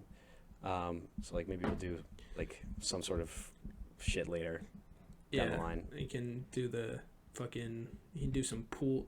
Those fucking hot tub streamers. Yeah. I got a pool. We can fucking do just regular pool water. we could do a blackjack stream or a poker stream. That would actually be fun. Or even that would a live commentary to Eagles game. That's some live reactions. That'd be a good one too. All in the works. That would be a good one for the first playoff game. Oh yeah. That would be fun. Or something like even just like that could be tradition. We always do a live reaction to playoff games that the Eagles are in. That just being like slammered. Fucking the drinking episode. I mean, I'm down to just make number 10 Stratego drinking episode where like every time you lose a piece, it's like half your beer or something. I don't even think the drinking episode that should be like assumed with every activity. What if for each Stratego piece there's like a number associated with the power, right? Each time you lose one, it's a big goal. You drink the number of that's on there, like sips. Like 10's like finished beer. Yeah, 10 is basically finished beer. We'll do like second chug. Yeah. Man, that'll be fun. That's actually that's a fucking good one. So what else is there? There's like look up head-to-head board games real quick. Because Monopoly you can play with like how many other people, but I don't really know any of that are like just 1v1. What the fuck are all these? Scroll down. I played Catan. These are all bullshit. Names. This is like a video game, and this is a video game, so I'm not really sure how you're supposed to do this. Civilization. Civilization is so much fun. I saw some tweet this weekend that was very funny. It was just like, my mom has played like 18,000 hours of like a specific game. Yeah. And then the guy who created the game like replied and was just like, I spent half of this time creating the game. What the fuck? Yeah. I can also get Tabletop Simulator because this has like all kinds of stuff. This actually looks fun. Yeah, no, this is actually like really cool. Oh, we can play with it's like basically every board game. This came out a while ago. Like, look at the reviews. Like, well, really positive. I'm not showing it because it's my Steam account, but not that really matters, I guess. But show us your credit card number. No, it's not even that. I think I just get so many messages from bots on Steam. Yeah. That it's like so fucking annoying getting Steam notifications, which I know you can turn off too, but I don't care. We'll probably get Tabletop Simulator for one of these. And then we also were talking about like a Let's Play series as well, in addition to this. So we'll play around with it. I saw I think it was my brother and his girlfriend or fiance, whatever, playing it, but apparently won a Game of the Year, but It Takes Two. You ever see that or play it? It Takes Two? Yeah. Oh, like when you're, I think it's like when one person has the instructions for defusing a bomb, but they don't see the bomb, and then the other person, It Takes Two? I thought it was an adventure game. It Takes Two. It could. Well, there's a bomb one. Yeah. Oh, yeah, it is an adventure game. Okay. Yeah, so this also could be fun, but I was talking about a different game. I forget what that one's called. What the fuck? This looks really cool. Yeah, it won Game of the Year. It's like so you remember like the Lava Girl? Shark Boy and Lava Girl? No, it's like the game, the browser version though, where it's like you basically are running through like a 2D maze, and one person is on these buttons. We played this before almost. Oh, Stickman? Not Stickman. It's like God, what the fuck was that called? Hold on. Lava Girl, Water Boy. Yeah. Oh, Water Boy. Yeah. Cool math games. Yeah. This game. Stickman was the best. Goated. Shout This game was so much fun. Shout out Shark Boy and Lava Girl too. Great movie. This movie used to like weirdly scare me when I was. It a was young like child. off-putting some parts. Yeah. Like weird. I think it was also like the CGI was so bad that I just like Yeah. couldn't understand that it like wasn't real life or Yeah. whatever. Like that looks so strange. All right. But yeah, is that a good spot to stop? I think. Yeah. It's gonna be a longer episode too, which is good. I always love those. So more exciting things to come. I think your mic might have been off. I'll have to check that. I don't think it was that bad though. I think we somehow managed to reverse the echo situation because now you start talking. Yeah, because like my mic is bouncing almost equivalently. Like it's picking you up almost as well as your mic is. So something clearly has switched here. Fucking love the technical difficulties, but it shouldn't be that bad. So I know I do fix this. yeah. all like one people that watch this anyways. They'll have to deal. Yeah. All right. Fucking. You know what to do. Like, comment, subscribe, all the goods. Follow us on Twitter Yeah. or X. I will hopefully start posting more to Twitter too. Show us to your friends and be like, hey, I found these two idiots who don't know shit about fuck. I think I'm going to try to make a YouTube short out of the bug thing, because if I caught that bug and it like was also visible on the camera, you singing is probably just a fucking hilarious out of context clip. That's definitely that might be our first highlight ever. So, yeah. Makes Too Much Sense, episode 5. Toodaloo.